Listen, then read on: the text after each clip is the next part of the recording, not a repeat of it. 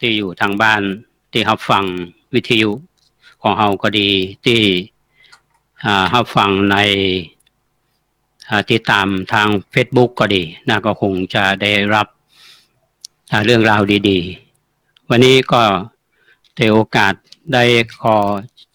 เจริญพรท่านนายอำเภอครับสวัสดีครับท่านอำเภออยู่ที่ตอนนี้อยู่ที่ไหนตอนนี้ตอนนี้อยู่ที่บ้านอำเภอบ้านที่ครับอยู่ที่บ้านสันทรายหมู่5ตำบลบ้านที่อำเภอบ้านที่จังหวัดลำพูนครับหมายความว่าเขาอู้กันข้ามจังหวัดเท่านี้เนาะจังหวัดครับ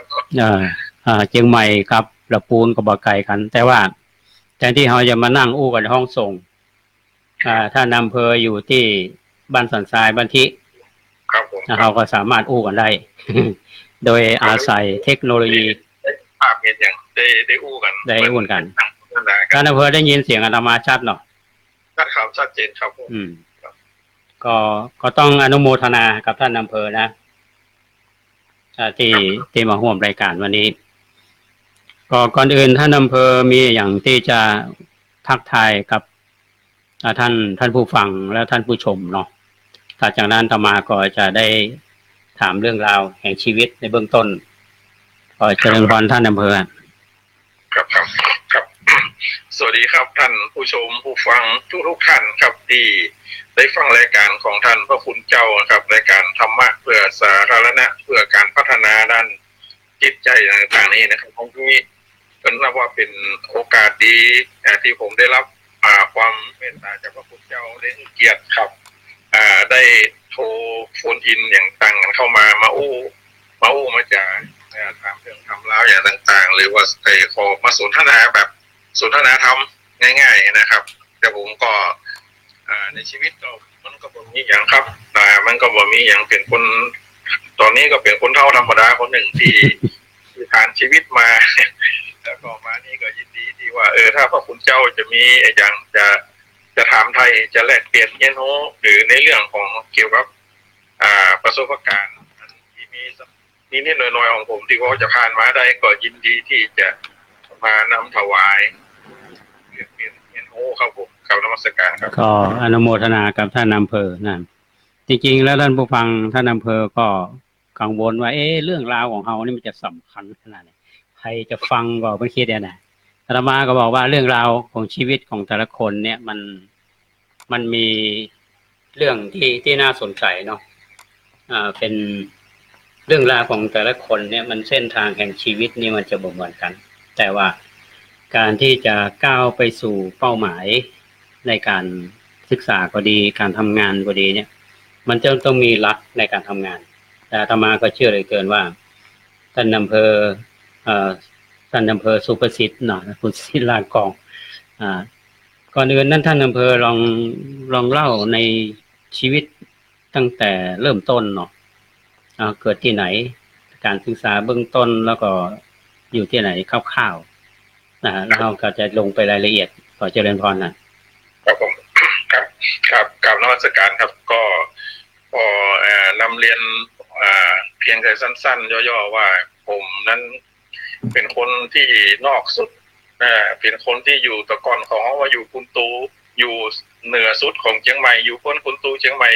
มันมีในที่มันปัจเจริญเต้าเมืองเป้าแล้วเมืองเป้านี่มันสุดแล้วนะครับคุณตูเมืองเป้าเนาะบ้านผมอยู่อำเภอเป้าจังหวัดเชียงใหม่ครับอยู่บ้านสันขมอกนะครับก็ตำบลอย่างตำบลปะตุ่มครับตำบลปะตุ่มอำเภอเป้าจังหวัดเชียงใหม่นะครับก็สมัยแต่ก่อนมันก็ตอนนี้ผมอายุ64แล้วนะครับสมัยก่อนเมื่อเกลออนอยู่แถวบ้านเมื่อ50-60 ปีมาแล้วนั้นมันบ่มีอย่างสักอย่างครับเมืองเป้าเนี่ยไฟฟ้าก็บ่มีถนนประปายังมีสักอย่างครับทั้งอำเภอนั้นมีแต่โรงยาก็บ่มีครับมีเขาฮ้องว่ามีสุขศาลาอยู่ที่เดียวอยู่ที่ว่าการอำเภอนะอยู่เป็นของสาธารณสุขมีสุขศาลาอยู่ที่เดียวแล้วหมายความว่ามันจะเลื่อนโรงเรียนเรียนสูงสุดก็ตึกจันทร์โปรเจกต์สมัยก่อนก็มี2โรงเรียนตัวมีโรงเรียนแห่งขุนเรืองกับโรงเรียนแห่งเอกชนอันหนึ่งที่สอนตึกจันทร์โปรเจกต์ที่สูงสุดก็สมัยนั้นก็เป็นละอ่อนอยู่บ้านนอกนะอยู่สันขมอกนะก็เรียนผมก็ไปเรียนจบจันทร์โปรเจกต์ที่โรงเรียนบ้านสันขมอกนะครับ มีนักเรียนอยู่แค่60 กว่าคนนะนักเรียนสมัยนั้นป .1 ถึงป .4 นี่มี60 กว่าคนมีครูแค่2 คน แล้วก็เรียนไป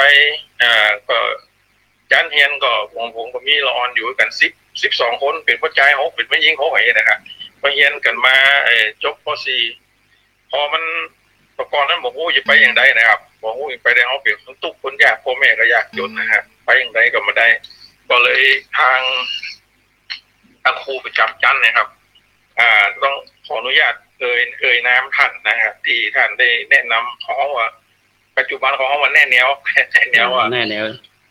วชีวิตท่านก็ว่าเพิ่นก็หันว่าเขาเป็นคนจนก็จริงเนี่ยอย่างต่างก็จริงลำบากยากจนเนี่ยก็จริงแต่ถ้าเอามุ่งมาหน้ามุ่งไปทางหน้าเนี่ยมันก็ยังพอมีทางอยู่ที่จะไปได้นะครับผมก็เลยได้เรียนถามคุณครูนะครับท่านครูท่านนี้ท่านก็ได้เสียชีวิตไปแล้วครับผมนับถือเป็นพ่อครูตลอดนะครับ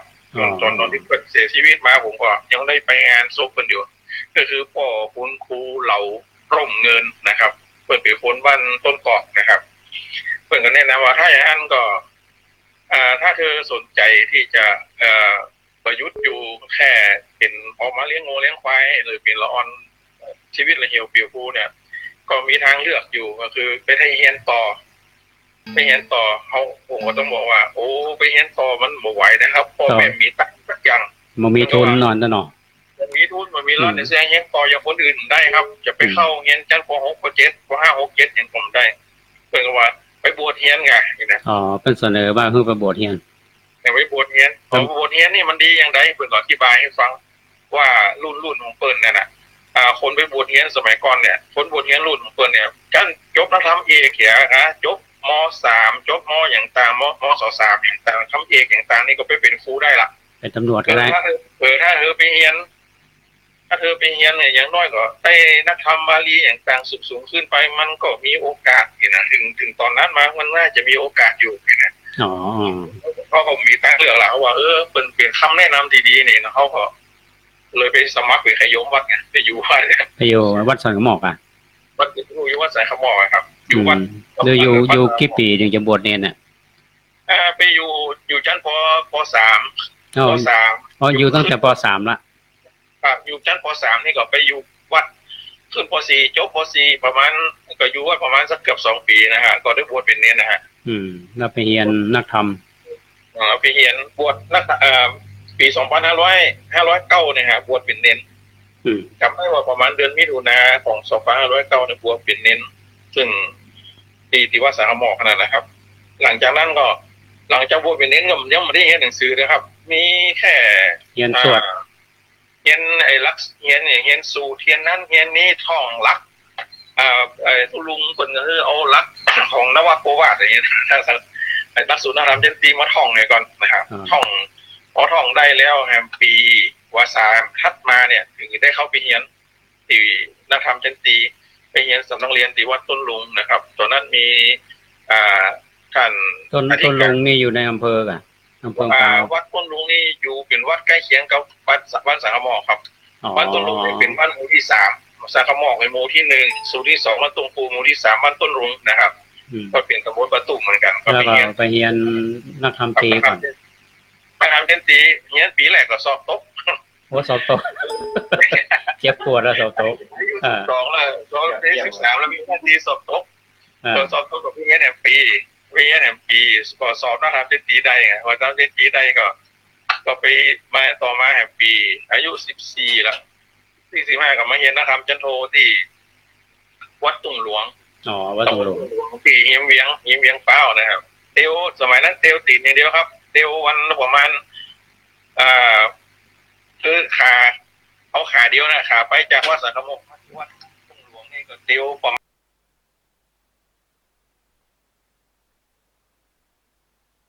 9 กิโลนะฮะเสร็จแล้วก็เตียวปิก9 กิโล18กิโลวันละ10 กว่ากิโลเตียวถึงวัดนะครับเตียวละตรงละได้วันนะฮะมาเรียนหนังสือก่อนนะทำจันโทเพราะพอดีสำหรับนั้นโจกดีหน่อยเขียนนะทำจันโทปีเดียวผ่านเนี่ยพอปีเดียวผ่านพอของป้ามันก็มีสำนักเรียนที่จะสอนนะทำจันเองเอาละเพราะมันมีต้องเดินทางต่อ ก็เดินทางต่อทุลุ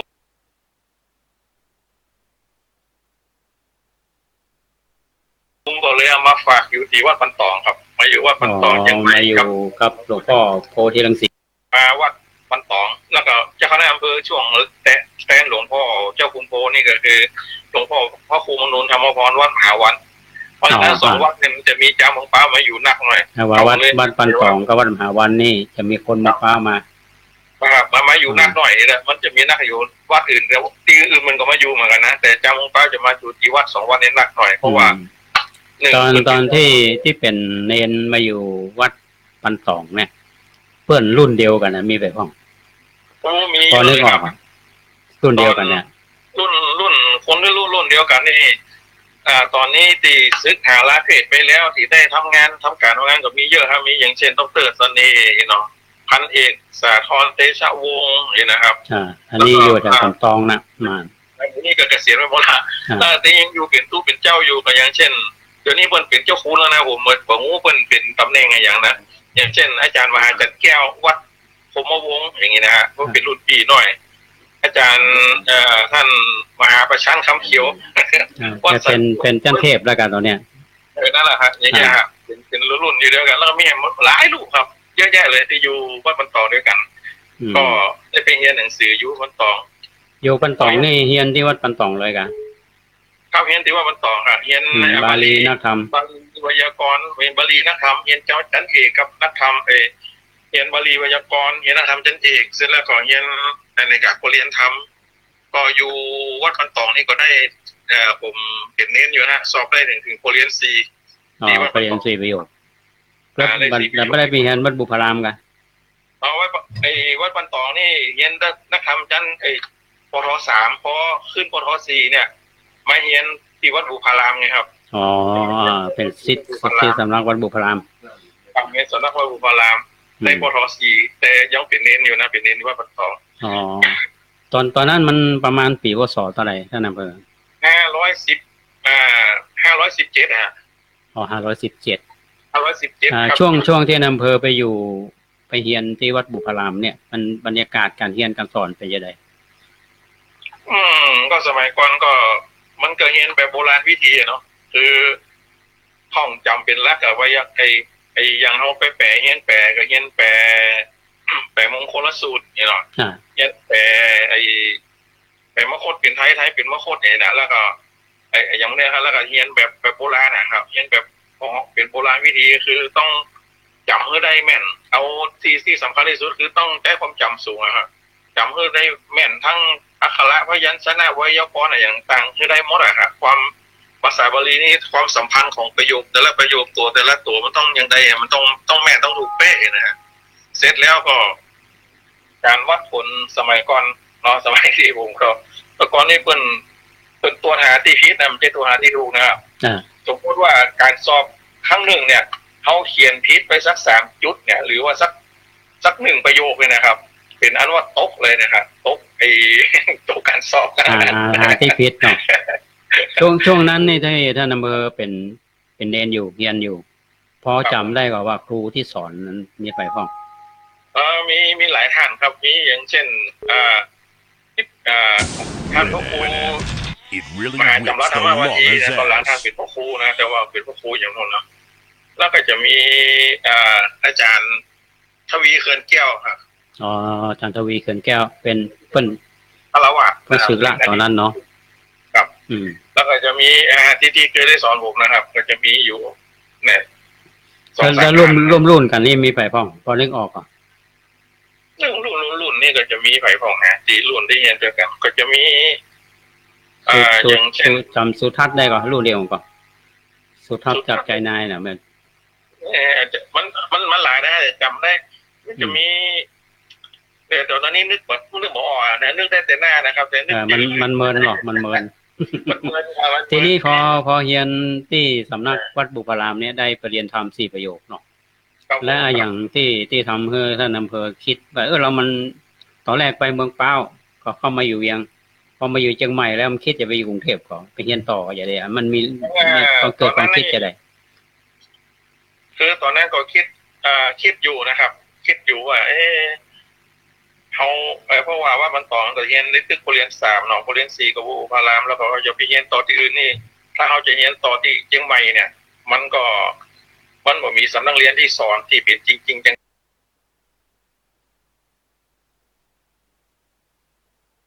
งแม่นที่เป็นนะคือครับสมัยนั้นนี่จะมีสำนักเรียนวัดบุพารามนะถือว่ามีการเรียนการสอนที่ดีที่สุด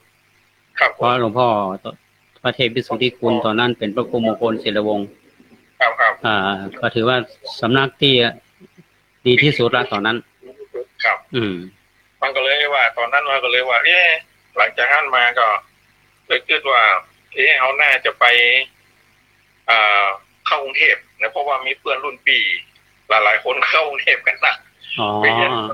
ชิดวัดปันตองเนี่ยไปหลายคนละไปหาไปเฮียนประสบการณ์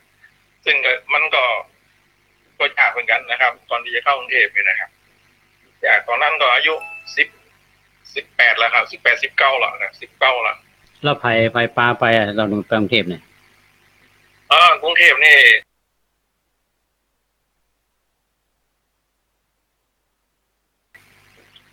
ตอนแรกก็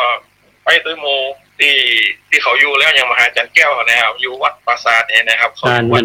นมหาจันแก้วอยู่วัดปราสาทเพราะเขาจำได้อยู่ข้างวังสุโขทัยเที่ยวไปหาวัดอยู่ตัวกันนะครับแล้วผมไปพุ่นก็ยังว่านะครับก็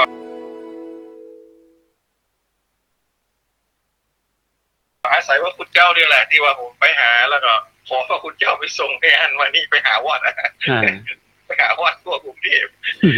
ตอนนั้นพระคุณเจ้าไปก่อนเพราะว่าพระคุณเจ้านี่ที่เขารู้จักกันตั้งแต่อยู่วัดบุพารามเฮียนสำนักเรียน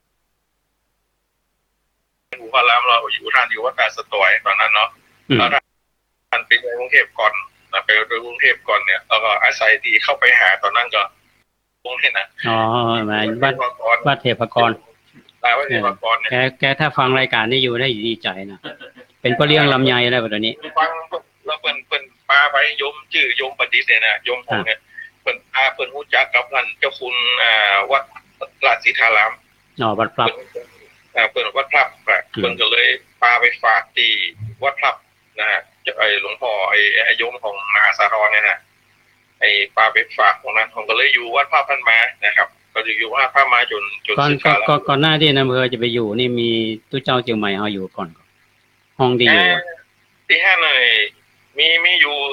มีอยู่รูปหนึ่งก็คืออาจารย์สมศักดิ์สุวภาพอาจารย์สมศักดิ์ของเขาเนี่ยนะ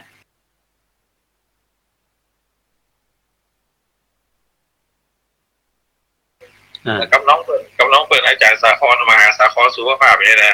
อยู่วัดขนาดอยู่ท่านก่อนแล้วก็ผมไปก็ไปอาศัยอยู่ท่านแต่ว่าตอนที่ไปอยู่นี่มันห้องเปิดนั้นก็เต็มนะผมก็ต้องไปอาศัยอยู่กับหมู่ปักใต้มีเพื่อนปักใต้อยู่มันจะไปมีอยู่ขนาดที่เจ้าคุณก็ไปฝากแล้วไปอยู่กับไอ้หมู่ทั้งปักใต้ทั้งมหาสมคิดกองแก้งเนี่ยเป็นหลานอาจารย์มหาของกองแก้งที่เคยมาอยู่เป็นครูใหญ่ที่วัดดอยสุเทพนะครับ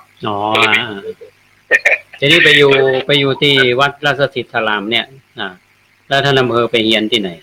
ไปเฮียนนกบาลีมาเฮียนแล้วเนาะคือเฮียนบาลีอยู่เรียนที่สำนักเฮียนบาลีนี่มันก็เฮียนอยู่แต่ว่ามันสอบมันได้ครับไปเฮียนบาลีต่อเฮียนบาลีตัวไปแล้วก็หลังจากเฮียนบาลีตัวแล้วก็ภาคบ่ายก็ไปภาคเจ้าเฮียนบาลีประโยค5ภาคบ่ายก็ไปเฮียนบาลีอบรมที่วัดสะเกษนะครับเรื่องวัดสะเกษนะครับตอนนั้นเป็นห้องอบรมมาอย่างเขาได้ไปเรียนทำ4ประโยคศึกษาไงแล้วพื้นฐานสำหรับเรียนวิชาการทางโลกเนี่ยยังภาษาอังกฤษก็อย่างโมเนี่ยท่านอำเภอเรียนที่ไหนหรือไปเรียนตรงเนี้ยต้องบอกด้วยความบอกด้วยความได้สารภาพว่าผมเมื่ออายุ18 ปีแล้วอยู่ที่ว่ามันต่อให้ก่อนจะเข้ากรุงเทพเนี่ยนะอายุ18 ปีนั่นนะผมภาษาอังกฤษสักตัวจบป .4 อยู่ ABCD นี่นะบ่ได้สักตัวลูกมังเปามาเนี่ยโมโห ABCD เลยเนาะโอ้ยสักอย่างฮะไม่ว่ามันต่อก็ได้2-3ได้จันเมื่อนะเรายังไม่ได้ ABCD ด้วยนะจนอายุประมาณนั่นแหละพอได้ปเรียน3ชกแต่ตอนนั้นสอบได้ปท2ละกำลังเรียนปเรียน3อยู่เนี่ย มันมีมันมีแรงจูงใจคือพระรุ่นปีๆอย่างต่างที่อยู่เดี๋ยวว่ามันตองเป็นอู้ภาษาอู้ฝรั่งได้ครับอู้ฝรั่งได้เขาหันแล้วเขาอู้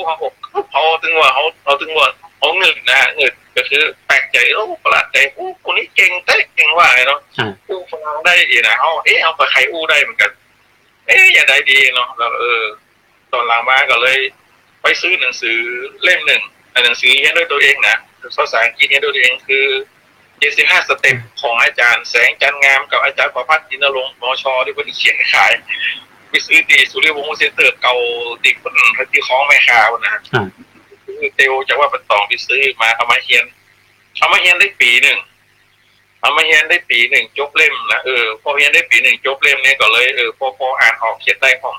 ก็ฮัดอู้กับฝรั่งได้นิดๆหน่อยๆของตอนนั้นพอได้ง่ายๆพอสื่อสารกับฝรั่งพอเรื่องละพอเรื่องนิดๆหน่อยๆให้แหละแล้วเนี่ยก็มีพื้นฐานภาษาอังกฤษอันนี้อยากจะเล่าให้ฟังหน่อยว่าพื้นฐานตรงนี้ฮะที่เขาเรียนด้วยตัวเก่านี่ผมเรียนจบหนังสือเล่มเนี่ยตัวนี้ผมมีละ75 สเต็ปในจ้าแล้วหนังสือเล่มนี้บ่ได้ติดคำไหมครับไว้ไหนล่ะผมหายไปไหนว่ารู้ไปเอาไปแล้ว75 สเต็ปเล่มสีเขียวๆพวกสีเขียวแล้วเล่น75ใหญ่ๆทั้งหมด75 ชั่วโมงเลยนะครับเสร็จแล้วก็การเรียนเล่มนี้จบปั๊บเนี่ยผมก็เอามาทดสอบตัวเก่าว่าเขาจะรู้ภาษาอังกฤษสมกได้ดีก็เลยเตียวไปซื้อหนังสือไอ้ออกฟอร์ดของนักเรียนชั้นป .5 ป .6 เนี่ยนะชั้นป .5 มาอ่านดูไปซื้อมาอ่านเล่มเมื่อกี้บาหรอกที่ตั้งหน้าปุ๊บมันเป็นหน้าปุ๊บเป็นรูปวัดอรุณนะที่มันมีเรือแล้วมีรูปวัดอรุณนะแต่เป็นภาษาอังกฤษเขายังแปลกใจว่าภาษาอังกฤษจะได้เป็นรูปวัดอรุณมันน่าจะเป็นประเทศอังกฤษนะแล้วมันก็ปัจจัยเขาก็บอกเคยอ่านกรุงเทพเนาะก็เป็นมาอ่านอ่านได้แป๊บเดียวอ่านเส้นมดเนี่ยแสดงว่าป .5 นี่เอาโมละนี่เนาะเอาเรียนโจเล่มนี่ก็เลยไปซื้อหนังสือภาษาอังกฤษหลักสูตรคนนี้แหละออกฟอร์ดป .6 ป .7 มาอ่านได้แหมแรงเดียวนั่นอ่ะอ่านแรงเดียวอ่านได้หมดแล้วเข้าใจหมดได้หมดแล้วนี่รู้เรื่องเลยวางหนึ่งก็เลยไปซื้อหนังสือภาษาอังกฤษหลักสูตรที่เขาเป็นภาษาอังกฤษล้วนที่หลักสูตรของชั้นมศ1 2 3ให้มาอ่านอินเทอร์มีเดีย1 2 3เนี่ยเป็นเพราะอินเทอร์มีเดียน่ะมาอ่านก็อ่านเข้าใจอ่านได้เข้าใจแสดงว่าผู้ความรู้เขายังต่ำถึงชั้นมศ3ละความรู้ภาษาอังกฤษนะฮะก็เลยไปซื้อยกระดับมศ4มาอ่านอันนี้เริ่มติดละเริ่มติดขัดซับยากๆพวกนี้อย่างที่เริ่มเขาก็พอประมาณตัวเก่าได้ว่าเขามีพื้นความรู้ภาษาอังกฤษนี่พอขนาดมศ3นี่แน่นอนครับแต่ว่ามศ4ยังไม่ได้เนี่ยก็เลยก็ต้องเรียนต่อว่าฝึกต่อแต่นั้นการฝึกต่อนี่ก็สมัยนั้นก็ฝึกโดยใช้หนังสือเนี่ยที่เป็นรายสัปดาห์student เล่มบาท50อย่างนี้นะเล่มบาท50ซื้อมาเดือนละเล่มซื้อมาเดือนละเล่มเพราะว่าเล่มหนึ่งต้องอ่านตั้งแต่หน้าแรกถึงหน้าสุดท้ายหรอกเพราะว่ามันอ่านเป็นสัปดาห์คงอ่านบ่ไหวเพราะเขาเก่งเนาะซื้อเล่มหนึ่งอ่านได้เดือนหนึ่งตอนเดือนหนึ่งเล่มแรกที่อ่านเดือนหนึ่งก็อ่านไปหน้าแรกถึงหน้าสุดท้ายเสร็จแล้วก็เล่มทัดไปก็เริ่มง่ายขึ้นนะฮะก็หลังมานี่ก็ถือว่าอาจจะซื้อเกือบสัปดาห์นะแต่หลังมาอาจจะเกือบสัปดาห์แต่ใหม่ๆนี่เล่มตั้งเดือนอ่ะก็เรียนหมดนี้มาพอมีพื้นภาษาอังกฤษได้ปั๊บเนี่ยก็เลยมาอยู่กรุงเทพพอมาอยู่กรุงเทพก็ไปตอนแรกก็ไปสอบเทียบตอนที่เรียนอันนั้น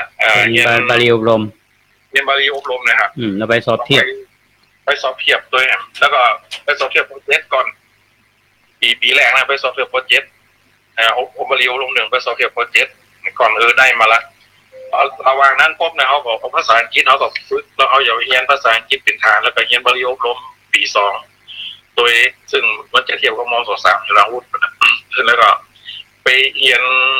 ฝึกภาษาอังกฤษประจำนะครับก็อย่างเช่นไปอ่านหนึ่งพิเศษเดอร์ออฟเซนดาของอาร์มแอนเดอร์แมนอย่างไรอ่านภาษาอังกฤษให้มันคล่องยังได้มันก็พอไปได้นี่นะหลังจาก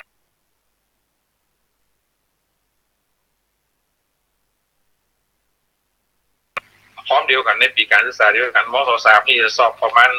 เดือนธันวาม.25นี่มาสอบเดือนมีนาแต่จะสมัครช่วงนั้น แต่ว่าได้ถึงม.3และม.5ได้ถึง2อย่างนั่นนะแล้วก็ไปหลังจากได้แล้วพบเนี่ยก็เลยต้องไปฮับไปประกาศเดือนประมาณเดือนพฤษภาที่กระทรวงศึกษากรมวิชาการกระทรวงศึกษาที่เทเวศนะครับเป็นไปฮับไปประกาศที่นั่นนะ2 ใบพร้อมกันเลยนะเซ็น2 ใบพร้อมกันเจ้าหน้าที่มันยังถามว่าเฮ้ยท่านสอบยังได้เนี่ยได้ได้2 ใบได้เนี่ยได้2 ใบเสร็จเนี่ยเขาก็เลยเขากึดแล้วเนี่ยกึดแล้วว่าถ้าเขายังอยู่ในวัดต่อเรียนมหาจุฬาถ้าจะไปสมัครเรียนมหาจุฬาใน1จะได้ไม่ได้ผม1พวกผู้รับจำกัดรับจำกัดรับบัตรมหามกุฏก็ลำบากเพราะมีคนจะสอบเข้านักคนเก่งๆก็มีนักต้องรีบเรียนทำ4-5 ประโยคขึ้นไปก่อนแล้วมันเขาก็ว่าได้ลำบากจะไปข้างหน้านี่เข้าสายมหาจุฬานี่1ยากละอันที่2สมัยนั้นมหาจุฬาอย่างเงี้ยนะมหาจุฬามหามกุฏนั่นนี่อันเดียวกันเนี่ยในสถาบันส่งเนี่ยในรัฐบาลก็บอกรับรองวิทยาฐานะถ้าไปเรียนจบแล้วก็ต้องไปเรียนต่อต่างประเทศครับถึงได้นั่นนี่มาเขานี่ยมก็มียังก็มีโอ้ถ้าอย่างนั้นนี่ตายมันมีพังไปมีเส้นทางเขาบรรลับลื่นแน่นอนถ้าเป็นแบบนั้นราบลื่นไปกันนี่ไปกับโมโหจะได้ว่าได้อันที่2บรรลับลื่นมันจะไปอย่างนั้นก็ไม่ได้ก็คือไปบ่อยๆก็เลยมีทางบอกว่าตัดสินใจเนี่ยมันมีทางเดียวที่มีมหาวิทยาลัยเดียวที่ไปสมัครเข้าไปห้ามหมดที่เปิดห้ามทุกคนที่ไปสมัครห้ามทุกคนที่ไปสมัครผมก็เลยซื้อลาซื้อซิกเพราะตอนนั้นบวชได้2 พรรษาแล้วเป็นตัวเจ้าเป๊กได้2 พรรษาอยู่ที่วัดราชินารามนะครับได้เป็นพระมหาก็เปิดเหมือนกันนะได้อยู่วัดราชินารามแล้วก็ซิกวันสุดท้ายที่แล้วก็มีเปิดรับสมัครคือวันที่31 พฤษภาคม ปี2520 20นะครับปิดซิกวันสุดท้ายเขาซิกวันสุดท้ายเสร็จปั๊บเนี่ยก็ไปหลังจากไปสมัครเป็นนักศึกษาก็วันสุดท้ายของร้านเขามีที่รับสมัครผมก็เลยไปสมัครแต่มันเราต้องฟังว่าเนี่ยซึ่งมันเป็นเรื่องที่คนอื่นมันจะเป็นปัญหาแต่เป็นปัญหาสำหรับผมเราว่าจะไปเรื่องนี้ได้อย่างดีเราจะไปเรียนคณะอย่างดีเพราะว่าเรื่องที่จริงเนี่ยความใฝ่ฝันแรกๆของผมแรกก็คืออยากจะเป็นครูอย่างที่ครูเคยสอนเคยบอกว่าถ้าเป็นครูนี่สุดยอดแต่อย่างเมืองเป้านี่ใครเป็นครูนี่สุดยอดละสุดยอดเขาต้องกินเลี้ยงกันไว้ก่อนแล้วว่าสุดยอดเลยเขาก็ต้องว่าใฝ่ฝันเต้นจะเป็นครูแต่ทีนี้เขาก็บอกไหวมาสมัยมานะเขาไปสมัยเขาจะไปเรียนถ้าไปเรียนครูนี่สมัยนั้นก็มีการสอบแข่งที่เข้ามาจุครูเนี่ยไปยังโรงเรียน1ครับแค่5 คน 2 คน 3 คนสอบปิดหมื่นเลยเขาไหววะดิสงสัยกินฟืดอะไรไปเนี่ยแค่1 ใน 100ยังเป็น1 ใน 1,000ยังได้นี่1 ใน 10,000นี่ลำบากเลยว่าเรียนครูนี่ก็ยากนอกจากอย่างเรียนยากแล้วก็ยังแข่งกันยากครับเนี่ยแล้วก็สายครูกดตัดไปแล้วเรียนได้ถ้าสายอื่นนะสายวิทย์นี่มันได้เลยเพราะว่าเขามีพื้นฐานเลยมันก็มีสายศิลป์นอกจากครูได้แล้วมีอย่างอื่นได้พอก็ไล่ไปไล่มาไปนิติศาสตร์พวกในกฎได้ความจำสูงครับเขาในสมองก็ดีเรียนตบเรียนแท้สมองเตือนแล้วมันก็โอ้โหไม่สู้ผมได้หมดสมองก็ดีเพราะสมองก็บดีเนี่ยได้ดีแล้วเอาติมันต้องไปใช้ความจำหนักแบบนิติศาสตร์คนนิติศาสตร์นี่ไปเรียนจบได้สุดยอดมันก็ไม่ได้เพราะยังตีว่าเราอ่อนบางคนที่เป็นหลอกลูกศิษย์วัดอยู่หันเขาเรียนบางคน7 ปี 8 ปีก็ยังจบเลยเนาะนี่เขาก็มาเงยแล้วถ้าเขาไปเรียนนิติศาสตร์ก็ได้เลยตัดนิติศาสตร์ไปเรียนบัญชีอื่นก็ดึงได้เพราะเขามีฐานมันก็เหลือคณะเดียวที่เขาจะไปเรียนได้คือคณะรัฐศาสตร์ตกลงไปเรียนคณะรัฐศาสตร์ที่มหาวิทยาลัยรามคำแหงพระคุณเจ้ามี3 แผนคือแผน A ก็การเมืองการปกครองแผน B ก็คือการทูตแล้วแผน C ก็คือบริหารราชกิจเนี่ยนะบริหารราชกิจหรือรัฐประศาสนศาสตร์นี่แหละ3 แผน3 แผนใน3 แผนนี้แผนการทูตนี่ก็บอกไว้แล้วภาษาอังกฤษเขามันจะดีอ่อนพอสอบประมาณได้แล้วตัดไปเลยตัดออกไปแล้วก็แผน C ที่ ตีมเกี่ยวกับรัฐประศาสนศาสตร์เนี่ยมันก็จะไปเรียนเรื่องสถิติเรื่องนั้นเรื่องนี้เรื่องโอ้อย่างหลายๆอย่างวิเคราะห์โอ้ยโอ้ยที่เขาคณิตเข้าไปดีเขาก็บ่เก่งคณิตเหมาะโอเคคณิตเหลืออันเดียวมันเหลืออันเดียวเลยครับจะเป็นต้องมู่เรียนสายการปกครองสายปกครองนี่มันต้องมู่เรียนมันก็พอดีมันมีกฎหมายมันมีของเรามีเราก็เลยเรียนทั่วไปเรียนวิชาเอกการปกครองเรียนวิชาโทเป็นกฎหมายปลดไปหลอดได้ต่อไปก็เลยมุ่งมาแน่เรียนแต่ว่ามันตอนเรียนก็ลำบากเนาะเขาต้องซื้อมาเรียนลำบากนะจนลำบากก็ต้องเป็นเขาซื้อมาแล้วพวกก็ต้องไปขอหลวงพ่อว่าผมขออยู่วัดต่ออยู่เป็นขยมวัดต่อเป็นอยู่วัดเป็นขยมคงอยู่เป็นอยู่วัดต่อถ้าไปเรียนอยู่ที่วัดเนี่ยนะท่านพระพุทธเจ้ามันก็ยังว่านะอยู่วัดเนี่ยเขาไปเรียนเขาก็ตอนนั้นก็ต้องไปรับจ้างของอย่างของเป็นข้าวเป็นข้าวแล้วก็ไปเรียนหนังสือตัวนะครับรับจ้างก็ลูกจากกันฝั่งทนนี่ไปปุ่นหัวมากเนาะหัวมากครับลำกำแพงเนี่ยตอนนั้นก็ค่าใช้จ่ายมันก็ตกประมาณวันละ5 บาทตอนนั้นคือการรถเมล์2ค่ารถเมล์แล้วบางกินข้าวนะวัน5 บาทขนาดวันละ5 บาทกินข้าวกินน้ำวันละบาทผมกินนะได้กินแล้วคือวัดข้าวกลางวันนะกินข้าวเจ้าที่วัดไปแล้วมากินข้าวแมลงมากินข้าววัดทำมั้งเพราะว่าปิ้งมันกินข้าววัดกินข้าวโพดบาทกินเหลือเจ้าเหมือนไรคือมันขยมคนอื่นก็มีคือแล้วก็เอาเลยลำบากอย่างเมื่อวันเนี่ยผมยังต้องอู้อีกแล้วนะว่าไม่เรื่องเขาให้ดูตัวเก่าสมัยนั้นนะไม่คิดว่าตัวเก่าที่มันตุกแต่ทุกวันเนาะเวลาเพิ่นเลิกเข้าตอนเนี่ยเลิกเข้าตอนกี่เข้าตอนเลิกพอเพิ่นเลิกกี่เข้าตอนเนี่ยเลิกคาดเรียนเนี่ยกี่เขาพักเบรกตอนเที่ยงนี่นะบูก็ไปกินซื้อห้างซื้อนี่เอาเนี่ยต้องโอ้เอาต้องไปเดียวไปพวกกินน้ำให้อิ่มอย่างเดียวอ่ะไปเอากินพวกน้ำให้อิ่มแล้วก็ไปเงินพักไปเสียเกิดเป็นปิ๊กมาเขาเตี้ยวไก่ร้านที่มันขายไก่ย่างส้มตำอย่างปิ๊กมันหอมอยากขนาดนักเลยไว้เนาะแต่ตายต้องพอกินค่ะตายต้องมีพอเขาต้องโพสไว้เพื่อจะต้องเฮียนให้ได้เฮียนให้เจ้าเฮียต้องดูเรื่องเฮียนเนี่ยเราต้องพยายามอย่างใหญ่เลยครับเฮียนพยายามเพราะนั้นการเฮียนแล้วเฮียนนี่ก็ต้องงานก็ต้องไปรับจ้างทำอย่างเช่นไปปิดบวยร้านอาหารของปิดบวยโรงแรมเราใช้เขาดูเขาด่าไปเลยนะแต่ว่าเทอมหนึ่งมันมีอยู่4 เดือน 5 เดือนเนี่ยเขาก็จะไปเฮียนเขาก็จะไปรับจ้างประมาณสัก3 เดือนไปแล้วที่เหลือก่อนจะสอบทำสักเดือนหรือครึ่งเดือนเนี่ยเขาก็จะลาออกแล้วก็เข้าฟังถึงวันเข้าฟังที่รามคำแหงเนี่ยนะเข้าฟังถึงวัน เพราะว่าเขาเตรียมสอบก็ไปฟังเลคเชอร์ตอนใกล้จะสอบก็เอาใจอย่างเงี้ยครับใช้วิธีการอย่างเงี้ยครับแล้วก็ไปเรียนหนังสือแล้วแล้วเราใช้เวลากี่ปีท่านนายอำเภอถึงจบรามคำแหงใช้เวลาภายใน3 ปีการศึกษามาถึง4 ปีครับก็คือพูดง่ายๆภาษาก่อนก็2 ปีครึ่งนะฮะเรียน2 ปีครึ่งจบเรียน2 ปีครึ่งมาถึง3 ปีคือถ้าฟังนายอำเภออู้เนี่ยนะเนาะท่านได้บก.ก้าวหน้าและท่านผู้ฟังอยู่ทางบ้านจะหันภาพชัดนะว่าการต่อสู้เนี่ยนะไม่ใช่ว่าโอ้มันโรยด้วยกลีบกุหลาบไหมเนี่ยนายอำเภอมายอมรับเก่าเฮานี่ว่าบ่ได้กินข้าวตอนน่ะต้องกินน้ำรูปซองไว้ก่อนที่เขาว่าแล้วนะอันนี้ก็ทำมาแล้วไงนะมันก็ตอกินกับกระตุเนี่ยเมื่อเจ้าแล้วก็แมลงพอกินก็ขยมเนาะเพราะฉะนั้นชีวิตที่อาจารย์มาพยายามที่จะให้ท่านนายอำเภอเล่าเนี่ยมันจะหันภาพชีวิตนะ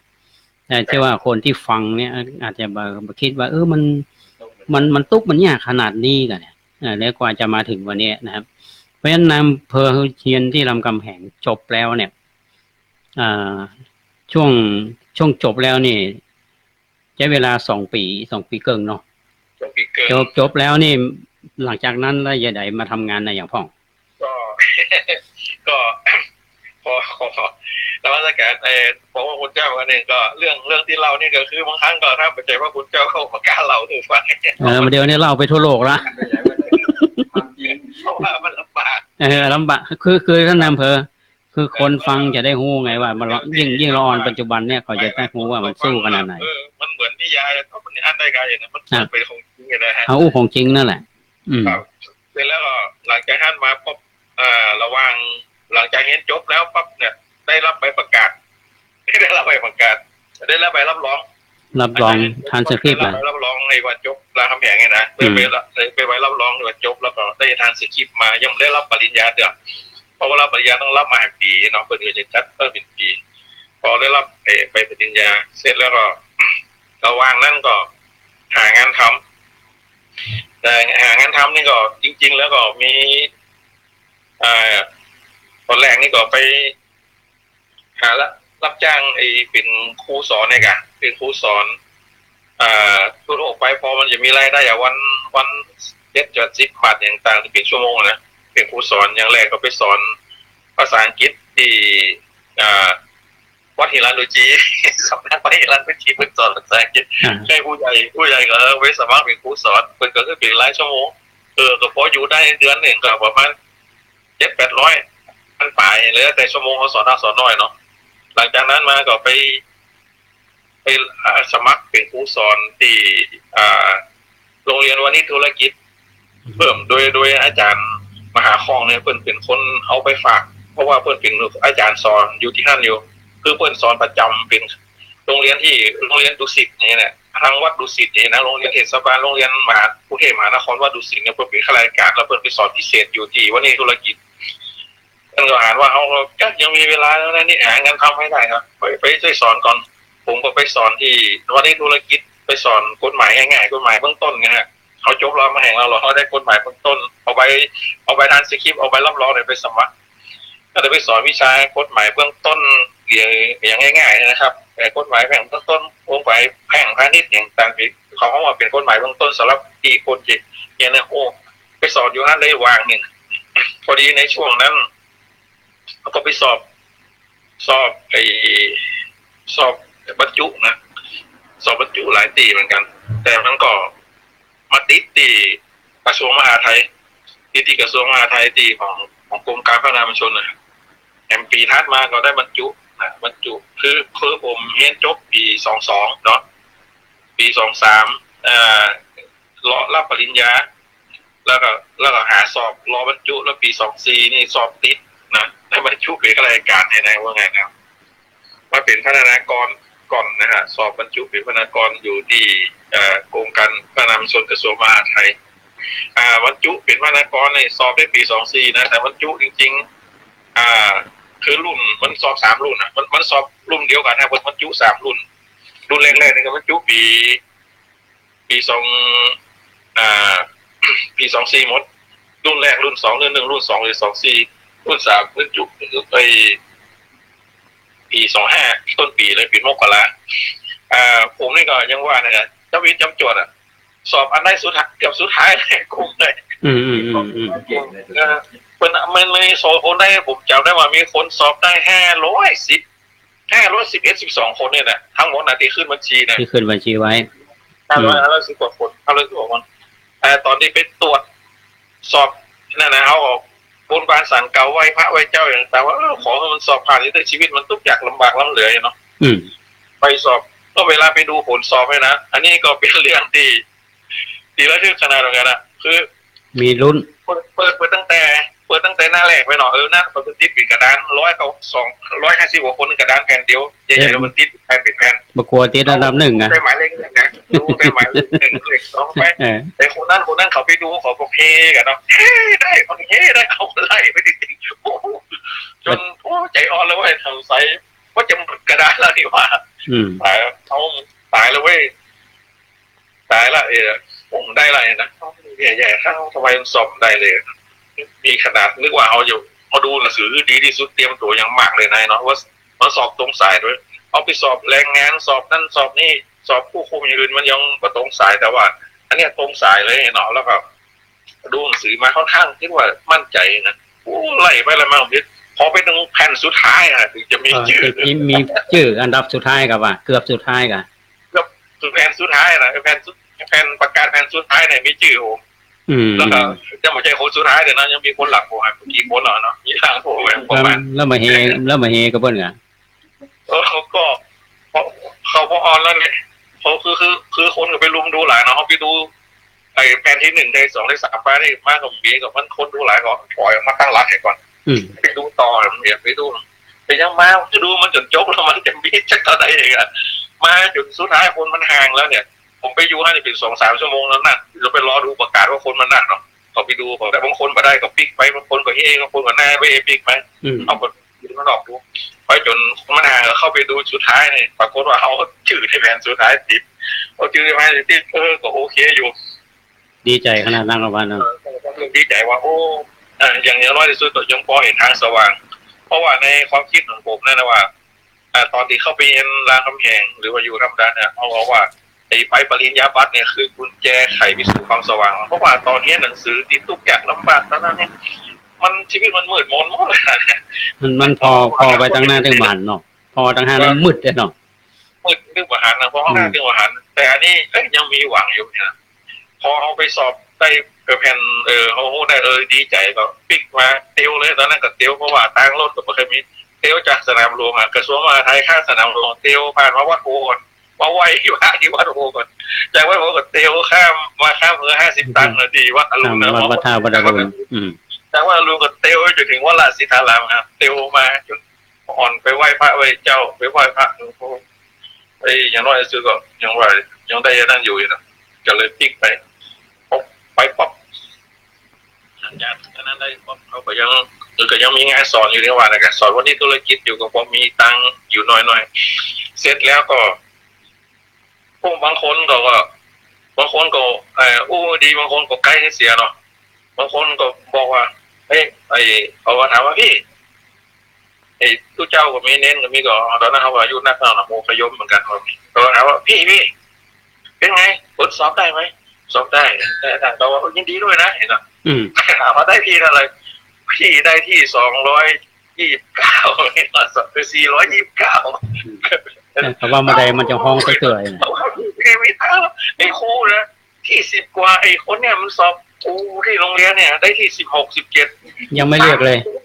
ยัง2 ปีแล้วมันยังไม่บรรจุเลยนะพี่ไม่หวังเลยใจเขาที่ล้นไปอยู่ตาตุ่มเลย200 ปลายมาอยู่ห้องมาใดหน่อย400 ปลาย400 ปลายอันนั้น47มันได้ที่17เนี่ยมันยังหมอห้องเดือนนะ2 ปีแล้วยังหมอห้องเดือนจอยไวว่ะนั่นค่อยไปโอ้โหตายเลยเอาไปเลยแบบหมายก็ว่าช่วงนั้นนี่ก็ทำงานไปเรื่อยทำงานไปเรื่อยงานสอนป้องอย่างว่าไงเนาะแต่พอดีเลยมีป๊อปมาเพราะว่าเปิดประกาศผลสอบเสร็จป๊อปเพิ่นก็เอารุ่นแรกเข้าอบรมทันทีเลยไงพอรุ่นแรกเสร็จป๊อปก็เอารุ่น2เนี่ยเข้าอบรมเสร็จแล้วเนี่ยพอมาปลายปีมาเดือนธันวาเนี่ยมีจดหมายมาอ่ะนี่จดหมายมาเรียกเข้าบรรจุเรื่องนั้นว่าเรียกเข้าบรรจุผมจำได้ว่าเนี่ยวันก่อนวันที่5 ธันวาเนี่ยเดือนพฤศจิกาเนี่ยนะเดือนพฤศจิกาอย่างปลายพฤศจิกช่วงปลายพฤศจิกาเนี่ยมีหนังสือว่าเรียกเข้าบรรจุเขาก็ไป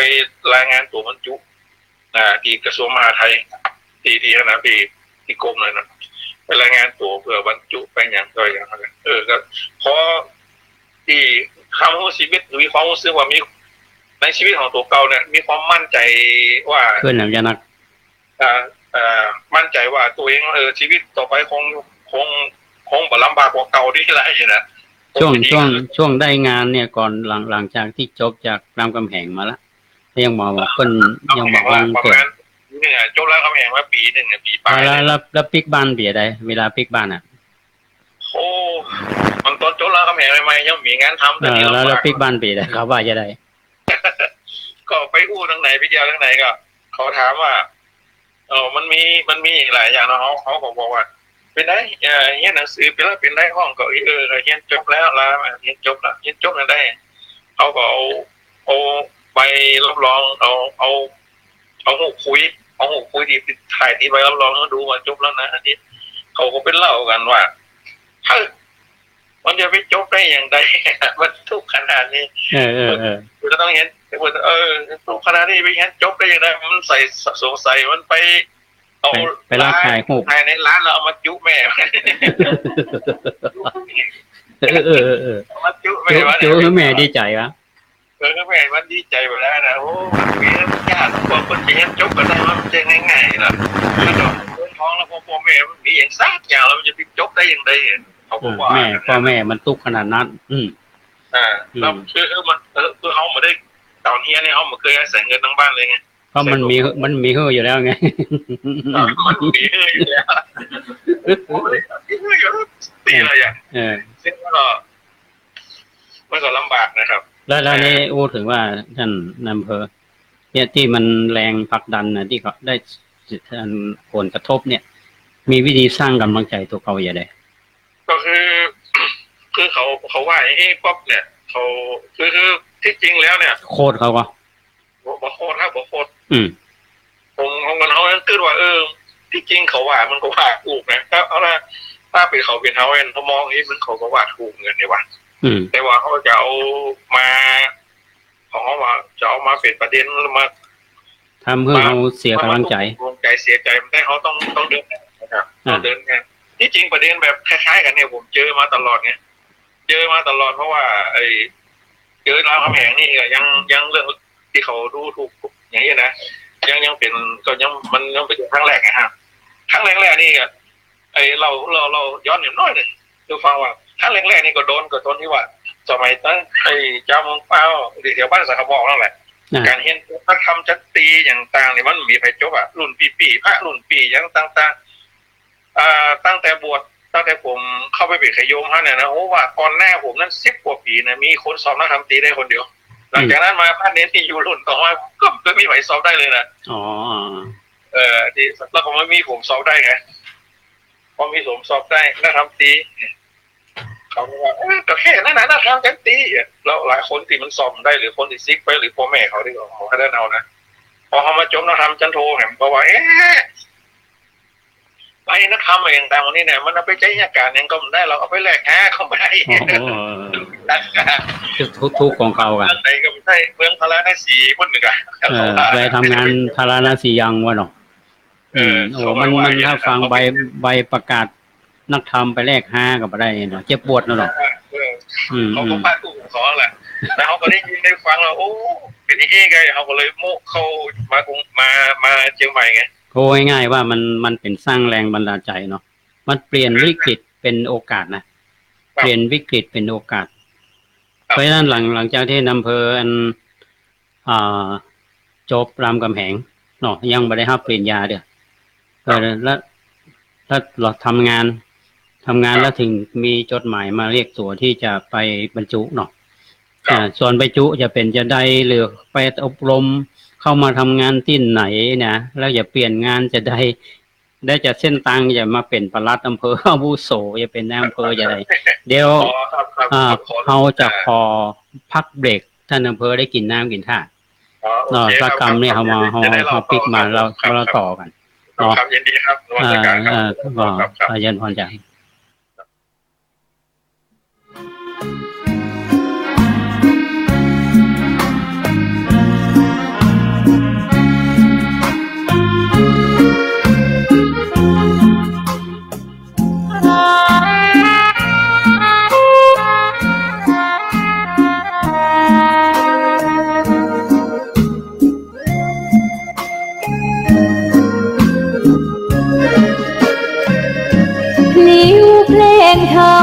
ถูกถ้อยคำเข้าถึงจิตใจฟังรายการวิทยุเสียงใส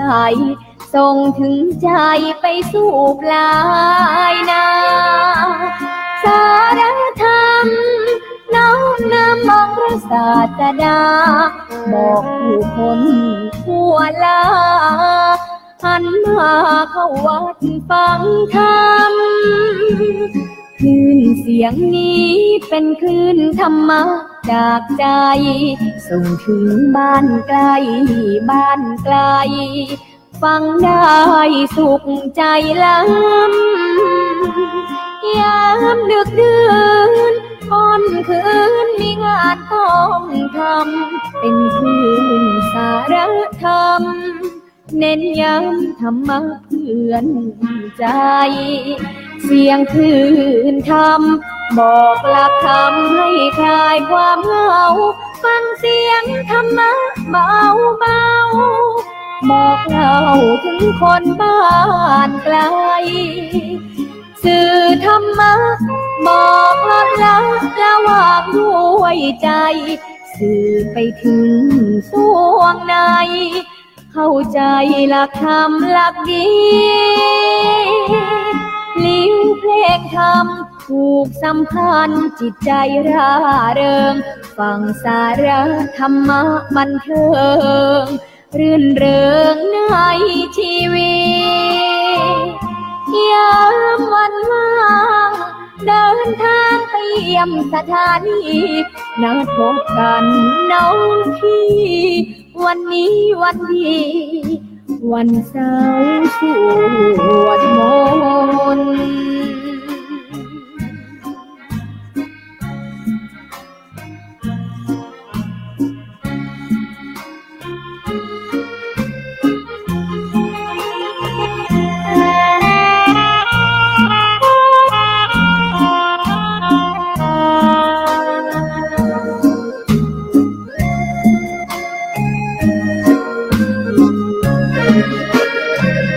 เสียงคลื่นธรรมบอกหลักธรรมให้คลายความเหงา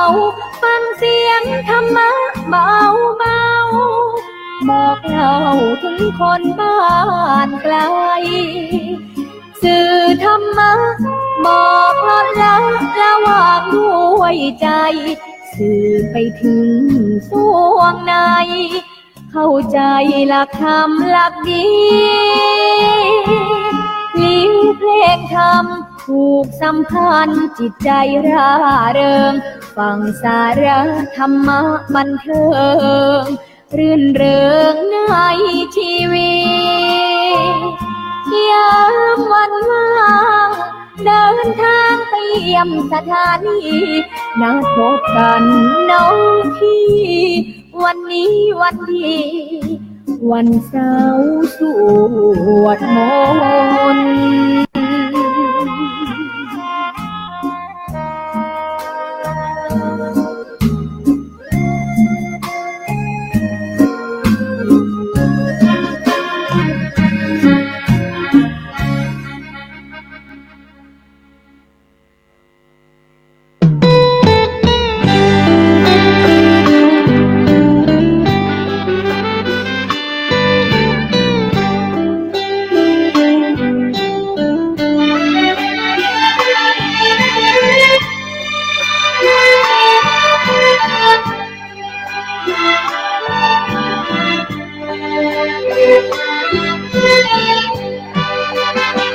พุทธธรรมบรรเล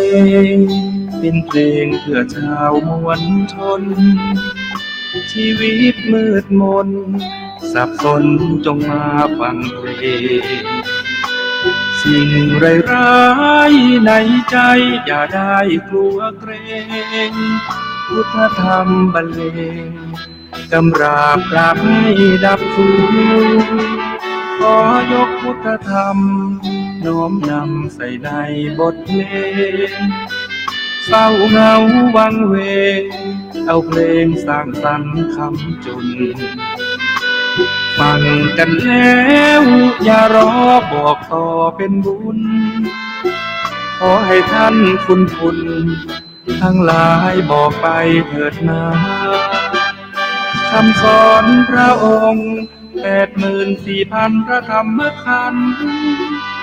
ได้ทรงสร้างสรรค์เตือนใจไว้ทุกเวลา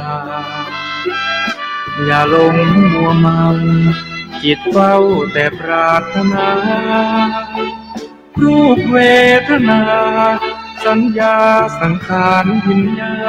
ณเห็นชัดพุทธคุณเหมือนบุญที่มาชวนเชิญสาระภาพเพลินชวนเชิญให้ทำเป็นทางฟังเอาไว้สดใสอุ่นใจเบิกบานพุทธธรรมตำนานของพุทธของพุทธองค์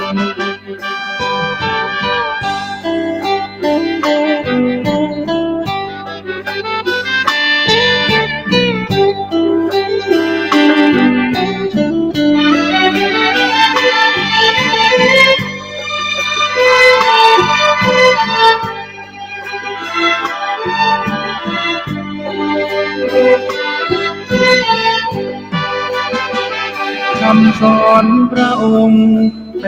84,000 พระธรรมขันธ์ได้ทรงสร้างสรรค์เตือนใจไว้ทุกเวลาอย่าหลงมัวเมาจิตเฝ้าแต่ปรารถนารูปเวทนาสัญญาสังขารวิญญาณเห็นชัดพุทธคุณเหมือนบุญที่มาชวนเชิญสาระภาพเพลินชวนเชิญให้ทำเป็นงานฟังเอาไว้สดใส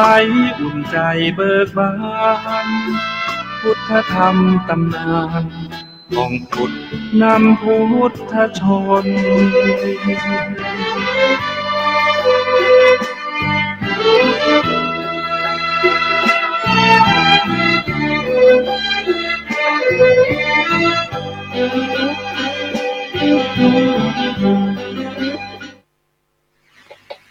ท่านผู้ฟังกำลังรับฟัง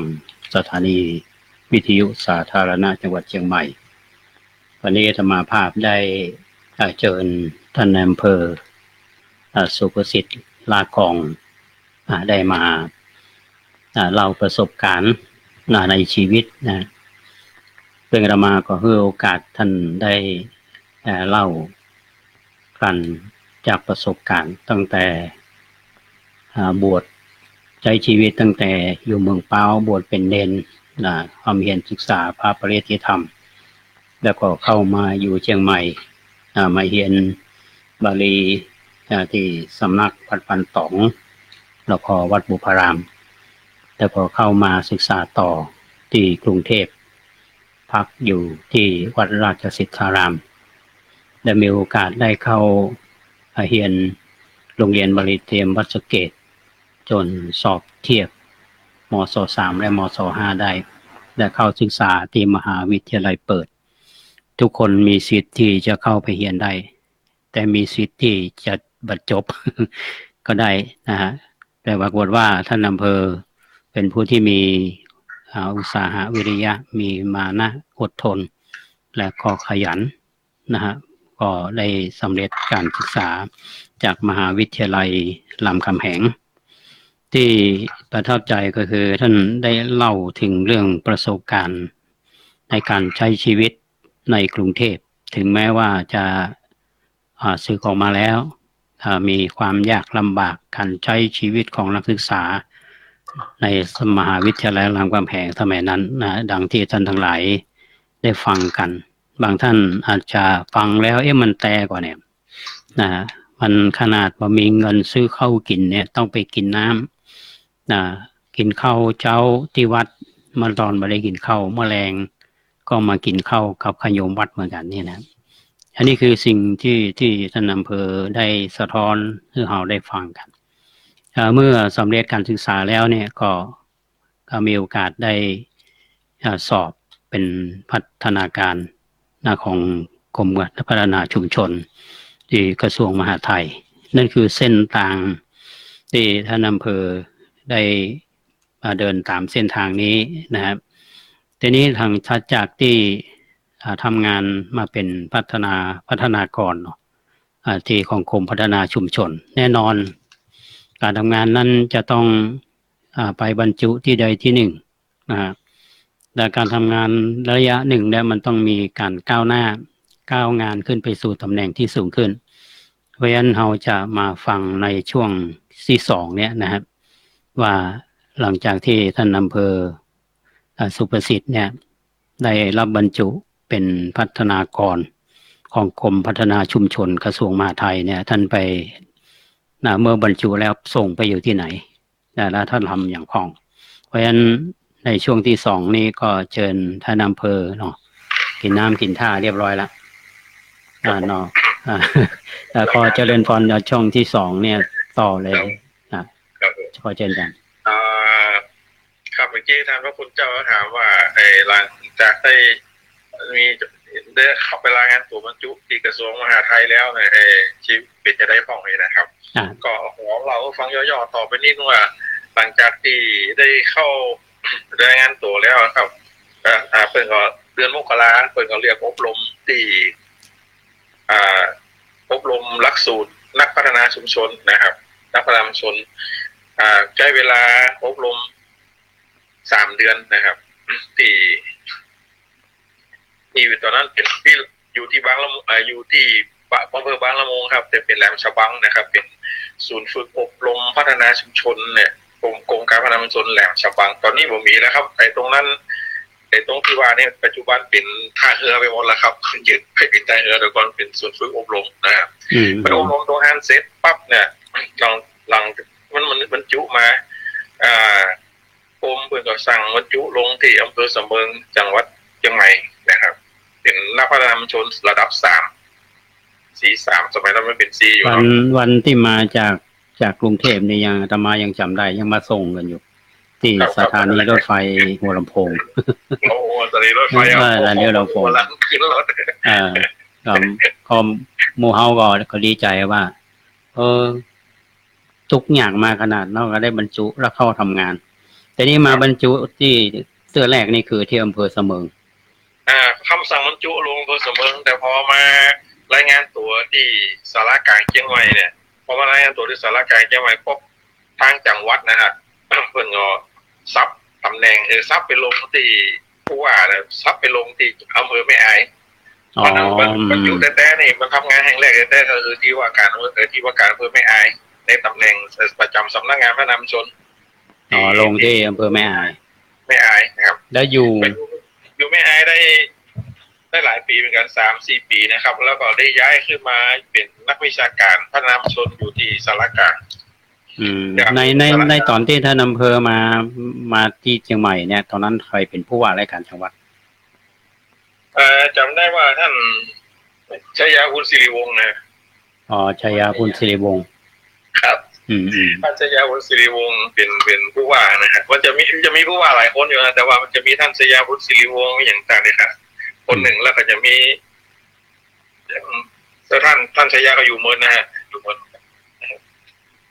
ก็ได้อยู่รับรายการที่อำเภอแม่อายนี่กี่ปีได้ย้าย4 ปีค่ะ4 ปีแม่อาย4 ปี25 26 27 28นะ29ก็ขึ้นมาสารกลางเนาะ29สารกลาง30รายเรียนต่อที่มหาวิทยาลัยเชียงใหม่31รายเรียนต่อมหาวิทยาลัยเชียงใหม่2 ปีแล้วก็พอดีเรียนต่อที่มช.นี่ก็ไปเรียนต่อแต่ไปเรียนต่อติดม.หลักปริญญาโทแต่ไปเรียนสถาปัตยเรียนต่อปีครึ่งครับท่านพระคุณเจ้าไปเรียนต่อที่มช.ที่ปีครึ่งจบทั้งคอร์สเวิร์กแล้วก็ทำวิทยานิพนธ์จบนะครับพอดีไปเรียนไปอยู่ตรงนี้ก็ไปทำเพราะว่าเอาไปเรียนสายปรัชญาก็ได้ไปทำเรื่องวิทยานิพนธ์เรื่องกันแนวคิดการพัฒนาชุมชนในพุทธศาสนานะครับซึ่งมันเป็นในเชิงปรัชญาวิธีการต่างๆนะครับวันนี้แล้วก็หลังจากนั้นมาพบได้ไปลงไปที่เสมิงระยะหนึ่งจากอยู่เสมิงในปีหนึ่งก็ตอนนั้นก็เลยไปเลื่อนเป็นระดับ4-5ละจาก4-3ได้4-5ละพอได้4-5ปุ๊บก็ย้ายอยู่เสมิงได้4-5แล้วก็เลยไปสอบตอนนั้นปี2533เนี่ย2533นี่กรมการปกครองเปิดรับสมัครได้สอบตำแหน่งปลัดอำเภออาวุโสครั้งแรกของกรมการปกครองแล้วก่อนนี้ปลัดอาวุโสนี่แค่4-5แต่นั้นเป็นปลัดอาวุโสแต่ละอำเภอตอนนั้นเปิดครั้งแรกพอเปิดปลัดอำเภออาวุโส4-6ครั้งแรกเนี่ยก็ผมก็ได้มีสิทธิ์สมัครนะครับเพราะว่าเพิ่นเอาสายนิติศาสตร์รัฐศาสตร์แล้วก็สายที่คนทำงานในตำแหน่งอยู่ในตำแหน่งนักพัฒนาชุมชนหรือเจ้าหน้าที่บริหารงานพัฒนาชุมชนพนักงานอำเภอพนักงานอำเภอที่จบปริญญาสารรัฐศาสตร์แล้วปลัดอำเภอนะปลัดอำเภอที่4-5แล้วนะที่ได้4-5แล้วต่างที่อยู่ในสายของกรมการปกครองอยู่แล้วนะมาสอบก็พอดีผมเป็นคนหนึ่งใน12 คนของเชียงใหม่ที่สอบได้ในปลัดอาวุโสเป็นปลัดอาวุโสนะครับสอบจากปลัดโมนั่นก็เป็นปลัดอำเภออยู่แล้วแล้วก็มาเป็นปลัดอาวุโสสอบเป็นแล้วผมต้องมีโซโลสลับมามีฝ่ายการพัฒนาชุมชนที่เป็นพัฒนากรมีผมคนเดียวอ่ะที่โซโลสลับเข้ามาเป็นคือตอนนั้นนี่ไปเจอท่าน ปลัดธัญศักดิ์ตรงไหนอ๋อธัญศักดิ์นี่เจอท่านนายกไก่อยู่มือฝั่งแกอยู่มือฝั่งไม่อายรู้จักกันตอนอยู่ไม่อายละต้องไม่อายปี2425หมดแล้วครับตั้งแต่เป็นพนักงานอยู่ด้วยกันแล้วมาอยู่สารกลางตอนหลังว่าเป็นนักวิชาการสารกลางก็มาเคยมาอยู่ด้วยกันเหมือนกันที่สารกลางธัญศักดิ์ก็ขึ้นมาอยู่ก่อนผมเราผมก็ขึ้นมาอยู่ด้วยกันตอนนี้ไปตอนนี้อยู่เสมิงครับอยู่เสมิงกี่ปีอยู่เสมิงสักปีหนึ่งนะครับก็ย้ายกลับเข้ามาที่สนามแปงพออยู่สนามแปงพวกก็ตอนอยู่เสมิงนะสอบบรรจุสอบโค้ดเป็นปลัดอาวุโสได้ยังไงพอเป็นปลัดอาวุโสได้ก็คือมันก็สอบยากนะสอบยากพอสมควรเหมือนกันเพราะว่าเขาเป็นคนละสายแต่ว่าผมก่อนที่จะมาอยู่เนี่ยเขาก็เตรียมตัวแล้วว่าตีย้ายมาสายนี้ได้เพราะว่าถ้าอยู่ในสายพัฒนาชนต่อเนี่ยมันลำบากคือตำแหน่งก็มีน้อยขึ้นไปก็ลำบากแยกการก็ลำบากยากอยู่นะครับ แล้วก็อย่างหนึ่งก็คือบ่มีเส้นมีสายอย่างต่างๆคิดว่าถ้าอยู่พัฒนาชนต่อไปนี่คงเกษียณเป็นพัฒนากรแก่ๆคนหนึ่งครูน้อยๆแก่ๆที่โรงเรียนบ้านนอกเนี่ยนะครูน้อยๆแก่ๆคนหนึ่งอยู่ต่อไปกับคงลักษณะเลยพยายามดีดตัวออกมาจะอยู่สายปกครองเพราะนั้นอยู่สายพระนำชนนี่ก็8 ปีเต็มๆนะปีที่9แล้วย่างปีที่9แล้วก็ได้โอนย้ายมาอยู่ปกครองได้46แล้วเป็นปลัดอาวุโสไปลงอำเภอไหนปลัดอาวุโสอาวุโสครั้งแรกนี่มันมาเป็นปลัดอาวุโสอำเภอตรงหัวจ้างจังหวัดลำพูนนะครับย้ายจากเชียงใหม่ขึ้นมาเป็นปลัดอาวุโสแล้วเข้ามารายงานตัวก็ไปเป็นปลัดอำเภออาวุโสตรงหัวจ้างลำพูนถวายเป็นกิ่งอำเภออยู่นะกิ่งอำเภอตรงหัวจ้างอยู่ครับแล้วอยู่กี่ปีตอนนั้นน่ะครับหลังจากนั้นมาก็ขยับมาเรื่อยๆก็ตำแหน่งก็ขยับไปเรื่อยๆเป็นปลัดอาวุโสห้านห้องย้ายมาเป็นปลัดอาวุโสอำเภอต่างๆของจนถึงจังหวัดลำพูนนี่ทั้งจังหวัดเนี่ยมีอำเภออำเภอเดียวที่ผมได้ไปเป็นปลัดอำเภออาวุโสนั่นเป็นมาหมดทุกอำเภออีกหมดทุกอำเภอเป็นปลัดอาวุโสเมินขนาดไหนครับเมินได้เป็น10 กว่าปีได้จันเมินนะครับแล้วก็เลยก็สอบเข้าเรียนในอำเภอมันได้MOรุ่นเดียวกันที่สอบเป็นปลัดอาวุโสรุ่นเดียวกันหลายคนน่ะมันสอบครั้งเดียวได้ไงสอบเข้าเรียนในอำเภอครั้งเดียวได้แต่ผมสอบได้หลังเขา8 ปี 9 ปีได้ใหญ่รุ่นนั่นนะสอบได้หลังเขา8 9 ปีเพราะMOรุ่นแรกที่สอบได้เนี่ยไปจนถึงรองผู้ว่าเป็นอย่างต่างหมดเป็นผู้ว่าเป็นปลัดจังหวัดเนี่ยMOรุ่นเดียวกันได้นะบางคนก็บ่ถึงแต่บางคนก็บ่ถึงบางคนก็เป็นปลัดอำเภอเหมือนกันเนี่ยบางคนก็ยังบ่ได้ถึงเป็นนายอำเภอนะบางคนก็ยังสอบได้อำเภอได้ก็มีได้ตอนที่มาเป็นปลัดอาวุโสหลังจากนั้นมาพบเนี่ยก็ผมก็ตำแหน่งก็ขึ้นมาเรื่อยๆแล้วก็มาสอบเข้าเรียนในอำเภอได้ปี45นะครับเข้าเรียนในอำเภอ45หลังจากนั้นมาก็มาทำงานมาเรื่อยๆเป็นจังหวัดเป็นนฤบรรจุอำเภอในอำเภอนะครับแล้ว48นี่นะครับ48ปลัดเป็นจังหวัด48แล้วก็ไปอยู่แถวหนองคายมาอยู่แถวลำพูนเนี่ยเป็นจังหวัดเสร็จแล้วก็ออกเป็นนายอำเภอครับเป็นนายอำเภอแล้วแห่งแรกก็คืออำเภอซบเมยจังหวัดแม่ฮ่องสอนนะครับแล้วก็อยู่ในแม่ฮ่องซบเมยได้ปี53แล้ว53 54อยู่ซบเมยพอ54กลางๆปีก็ได้ย้ายไปอยู่ตรงหัวจ้างเป็นนายอำเภอตรงหัวจ้างก็อยู่ตรงหัวจ้างได้ปีน้อยๆนะครับปี55ก็ย้ายมาอยู่ที่อำเภอบ้านโฮงเป็นนายอำเภอบ้านโฮงนะครับจากบ้านโฮง56 57 58นะครับก็อยู่ในอำเภอบ้านโฮงเมืองหน่อยเกือบ4 ปีก็ได้ย้ายมาเป็นนายอำเภอแม่เสลียงครับแม่เสลียงมกรา58 59 2 ปีก็เลยมาเกษียณที่อำเภอแม่เสลียงในฐานะที่เป็นนายอำเภออาวุโสก็การทำงานที่ผ่านมานั่นก็อยู่ถือว่ามันมาตามพอเพียงพอสมควรนะคือชีวิตมาก็มาตามสมควรก็คือก็ไล่มาเรื่อยๆก็เกษียณตอนเกษียณนี่ก็คือเป็นถ้าเทียบระดับเก่าก็คือเป็นระดับสีเก่าระดับสีเก่าอาวุโสสูงสีเก่า เดือนเต็มก่อนเกษียณ3-4 ปีเต็ม4-9-4 ปีก่อนเกษียณแล้วก็ได้ที่ผมภูมิใจมากที่สุดก็คือในชีวิตนี่บ่เคยได้คิดเลยบ่เคยได้คิดได้ฝันเลยว่ามันจะมีโอกาสได้รับในชีวิตก็คือได้รับพระราชทานเครื่องราชอิสริยาภรณ์ถึงจันทร์สายสะพายทั้งปฐมพรจ้างเผือกปฐมพรปฐมพรหลวงปู่ไทยนะครับได้รับพระราชทานสูงสุดนะครับถือว่าเป็นเกียรติประวัติในชีวิตถือว่าสูงสุดในชีวิตสำหรับลูกเจ้านาเนาะบ้านสันกระหมอกพ่อแม่ก็บ่ฮู้หนังสือพ่อก็บ่ฮู้หนังสือแม่ก็บ่ฮู้หนังสือไว้ก็ลำบากหมดน่ะก็ถือว่าเป็นสูงสุดของชีวิตคนบ้านนอกยังสุดๆอย่างเรานะครับที่คิดว่าในชีวิตนี้มีโอกาสเราฟังคิดถึงตรงนี้นะครับมันเป็นว่าสิ่งที่ผมมาจนถึงเป็นนายอำเภอได้อย่างไรเนี่ยขณะที่ผมมันทำงานมาจนถึงเป็นพระอาวุโสนะ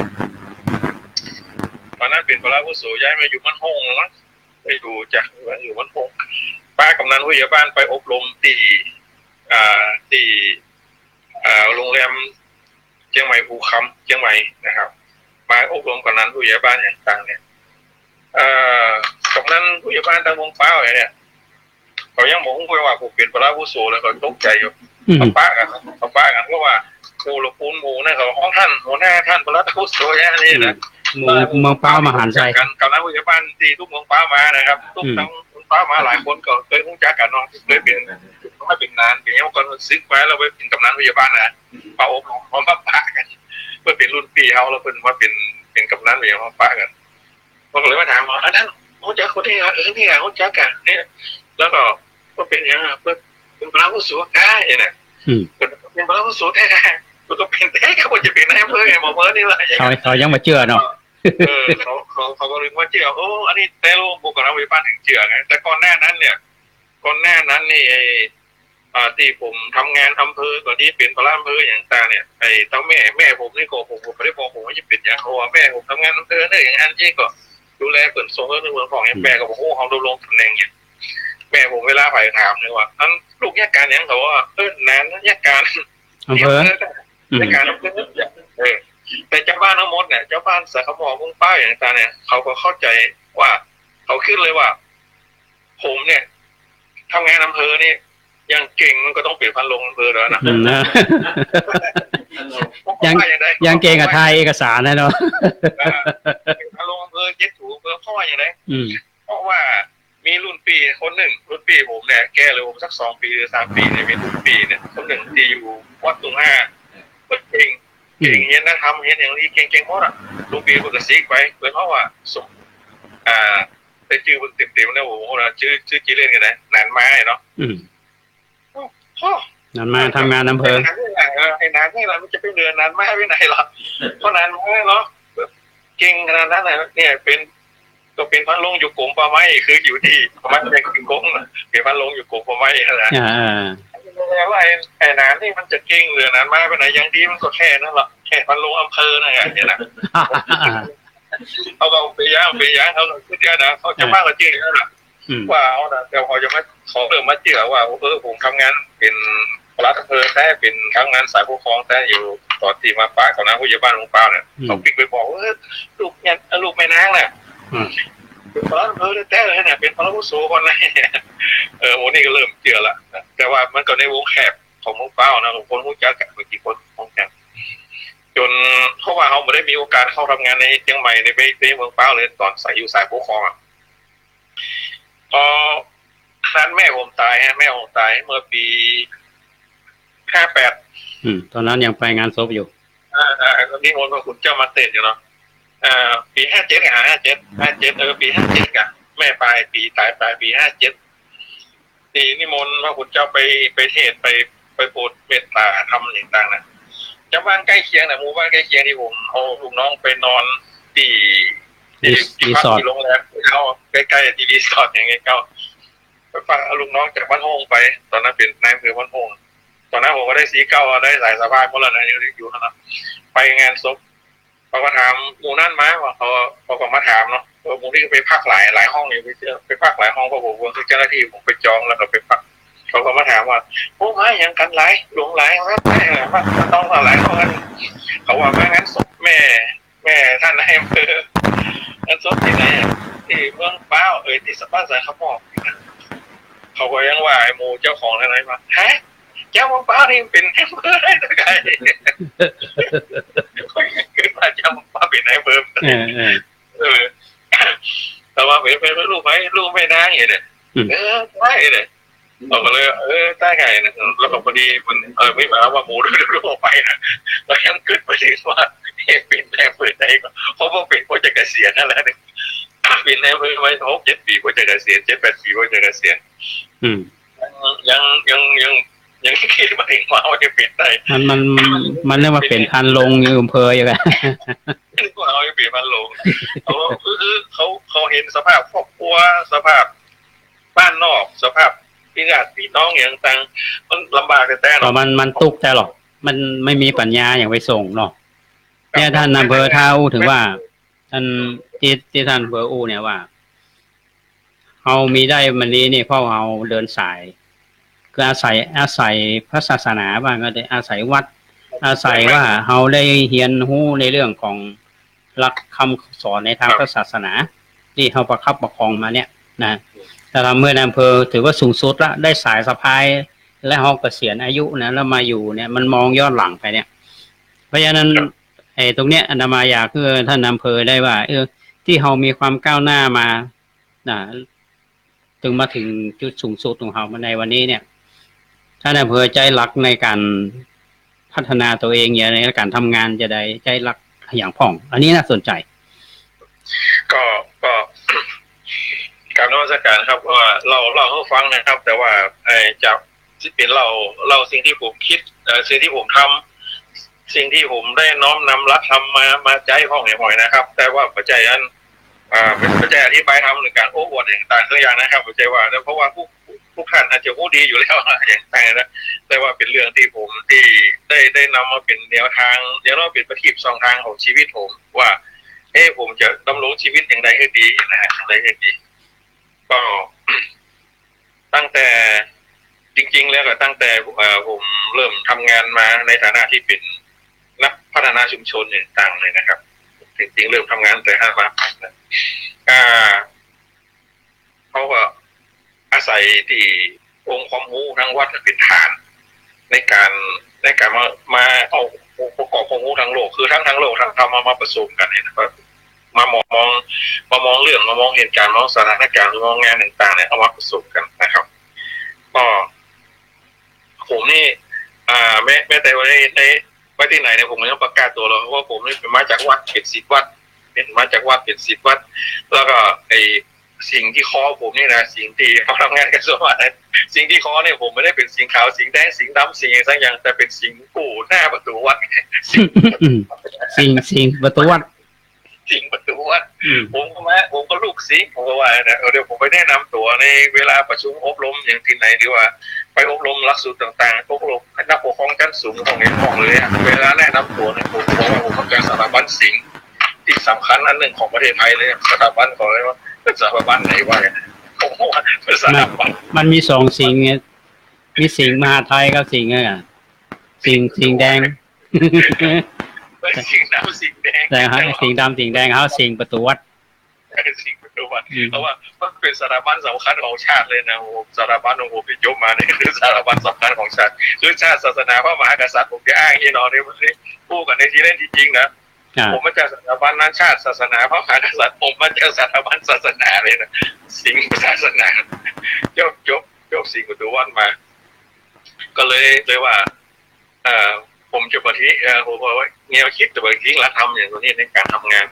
ก็พอมามองการมองงานผมก็บอกง่ายๆว่าสิ่งที่มันเป็นประทีป2 ทางชีวิตผมเนี่ยในที่ผมทำมาใจในการทำงานนี่ก็คือรักที่เราเรียนมาครับรักที่เราเรียนมาก็คือรักมงคลสูตรนะครับที่เรียนจากมงคลสมัยที่เราแปลกันมาเนาะเรียน4 เรียน 5ที่สอบตกกันนี่นะที่มงคลสูตรเนี่ยผมก็ประทับใจในเรื่องมงคลสูตรกับท่านพระคุณเจ้าแท้ๆนั่นนะจ้ะประทับใจในรักมงคลสูตรคือธรรมะหันที่ท่านอำเภอทำเป็นค่ายกับว่าที่ห้องว่าเจดีย์มงคลชีวิตนี่นะก็ยังประทับใจเนาะมันจะมีฐานของเจดีย์นอกจากมีตัว ฐานตัวกลางขององค์เจดีย์และตัวส่วนยอดของเจดีย์เนี่ย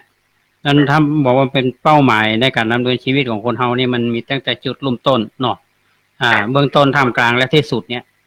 อยากให้ท่านอำเภอได้เล่าลักษณ์ในการที่เชื่อมโยงกับมง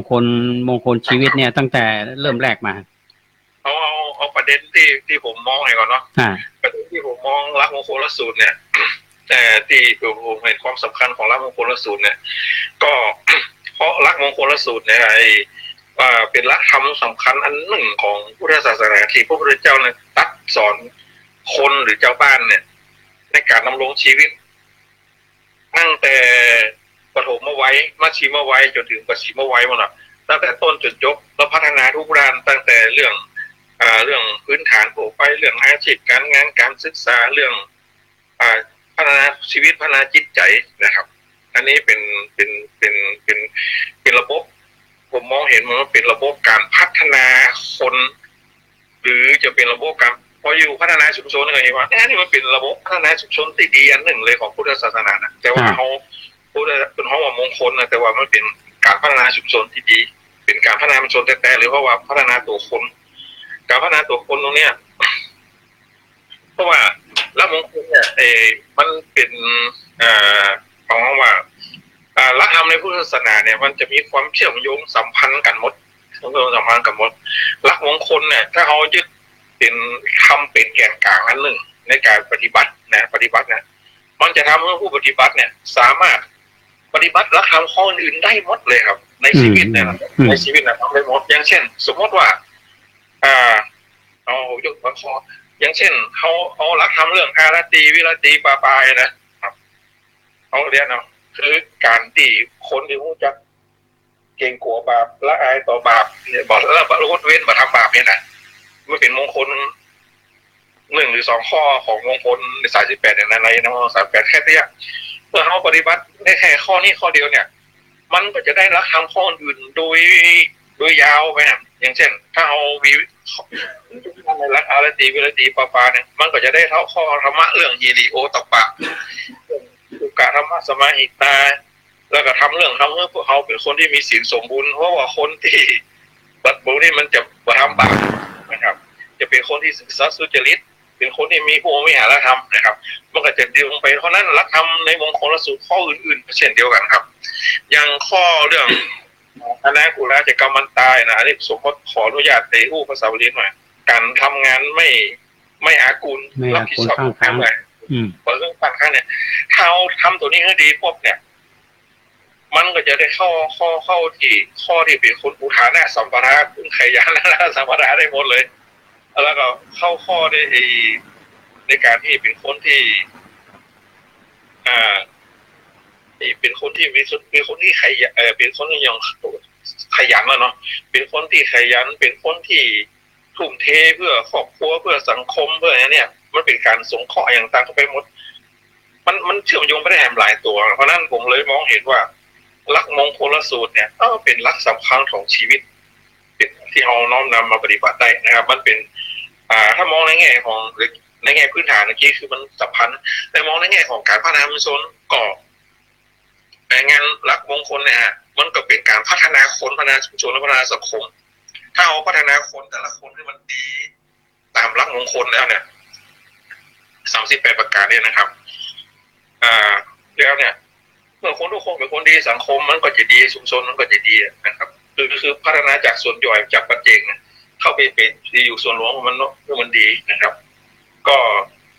อันนี้เป็นเพียงประเด็นหนึ่งนะครับที่ผมว่ามีความสำคัญนะครับแล้วก็จะรับทำเชื่อมโยงพวกนี้จะในการเรื่องเชื่อมโยงตัวหนึ่งก็คืออย่างเช่นว่าอัปปมาโทจะทำไม่สุดการไม่ประมาทเลยนะการอย่างต่างเนี่ยมันก็เอามาใช้ในการทำงานได้มันจะไปเชื่อมโยงถึงลักษณ์โยนิโสมนสิการถ้าคุณบอกประมาทในการทำงานคุณจะวิเคราะห์งานโดยใช้ลักษณ์โยนิโสมนสิการแล้วก็มาจากโยนิโสมนสิการ10ประการที่เอาจะมาไว้วิเคราะห์งานปุ๊บเนี่ยมันก็จะได้เกิดการสัมมาทิฏฐิมองเห็นกิจกรรมงานโครงการตรงนั้นได้ถูกต้องและจะมองเห็นลึกเข้าไปมันเป็นสัมพันธ์กับอริยสัจสี่เนี่ยแล้วไป อริยสีมีปัญหามีการแก้ไขมีแนวทางแก้ไขแล้ววิธีบริหารงานจากตรงนี้นะครับจากสตาร์ทจากแค่ประมาณโดยตลอดมันก็จะไปถึงโคตรทรงเจตว่าบริหารงานอย่างไรต้องมีสติมีหลงรู้มีความวิริยะมีความอดทนมีนี่มีจนถึงอุเบกขาเพราะฉะนั้นทำในมงคลสูตรจุดหนึ่งเนี่ยจุดแม้แต่เขาเริ่มจากตัวเดิมเนี่ยมันก็จะสามารถทำเขาสามารถเอาปฏิบัติทำข้ออื่นได้มากได้เกือบบริบูรณ์นะครับได้เกือบบริบูรณ์เพราะเราก็ว่าเอาหลักมงคลเป็นฐานเนี่ยนะศีลก็ได้หมดครับศีลก็ได้หมดทุกอย่างได้หมดครบหมดที่ต้องการในชีวิตคนนะได้ครบหมดเลยครับได้ถึงศีลสมาธิปัญญาครบหมดในมงคลสูตรมีหมดนะครับอันนี้เป็นอันหนึ่งแล้วแหมอันหนึ่งมองในแง่ของการศึกษานี่อยากจะเรียนนะพวกเจ้านะว่าแต่มงคลสูตรเป็นการพัฒนาชีวิตความสำคัญถ้ามองในแง่ตะกี้มองในแง่การพัฒนาชนเนาะในแง่ของพวกไปมองในแง่การศึกษาเนี่ยมงคลสูตรเนี่ยที่มันเป็นรูปเจดีย์นะที่ท่านพระคุณเจ้าถามผมที่ผมไอ้ทรงลายให้ไปดูเนี่ยว่ามันเป็นเจดีย์มันเป็นการพัฒนาชีวิตคนและการศึกษาตั้งแต่พื้นฐานจนถึงข้างบนพื้นฐานเนี่ยครับยังพื้นฐานอันลุ่มสุดก็คือบทที่2เนี่ยในการจัดการศึกษาเนี่ยมันเป็นตัวเป็นหลักธรรมที่ทรงเป็นจัดปัจจัยเพื่อสนับสนุนจัดการศึกษาอย่างเช่นถ้าเรายังจัดสภาพปฏิรูปประเทศสาวโสเนี่ยเป็นการจัดสภาพแวดล้อมเรื่องการศึกษาของเฮียนหน้าอยู่หน้าเฮียนจัดเมื่อมีอุปกรณ์การเฮียนครบพร้อมอย่างกับเข้าปฏิรูปประเทศโสอย่างลักข้อปุเพกตาปุญญาตาเนี่ยมีประสบการณ์สั่งสมประสบการณ์ก็เราสามารถเอาไปในแง่การศึกษาก็ไปจัดเช่นจะเตรียมห้องสมุดจัดตำรับตำราเตรียมพร้อมอย่างต่างเกี่ยวกับที่เป็นองค์ความรู้เนี่ยไว้ให้คนได้เห็นได้ค้นคว้าได้ศึกษาอย่างเรื่องปูชาจาปูชนียานังเนี่ยครับติดในบริบทที่1ที่2นะมันก็จะเขาต้องมีไอดอลคนทุกคนต้องมีชีวิตต้องมีต้นแบบต้องมีไอดอลเป็นยึดหลักในการที่จะก้าวหน้านะครับมาถึงตรงนี้นี่ผมขอเติมนิดนึงว่าผมเนี่ย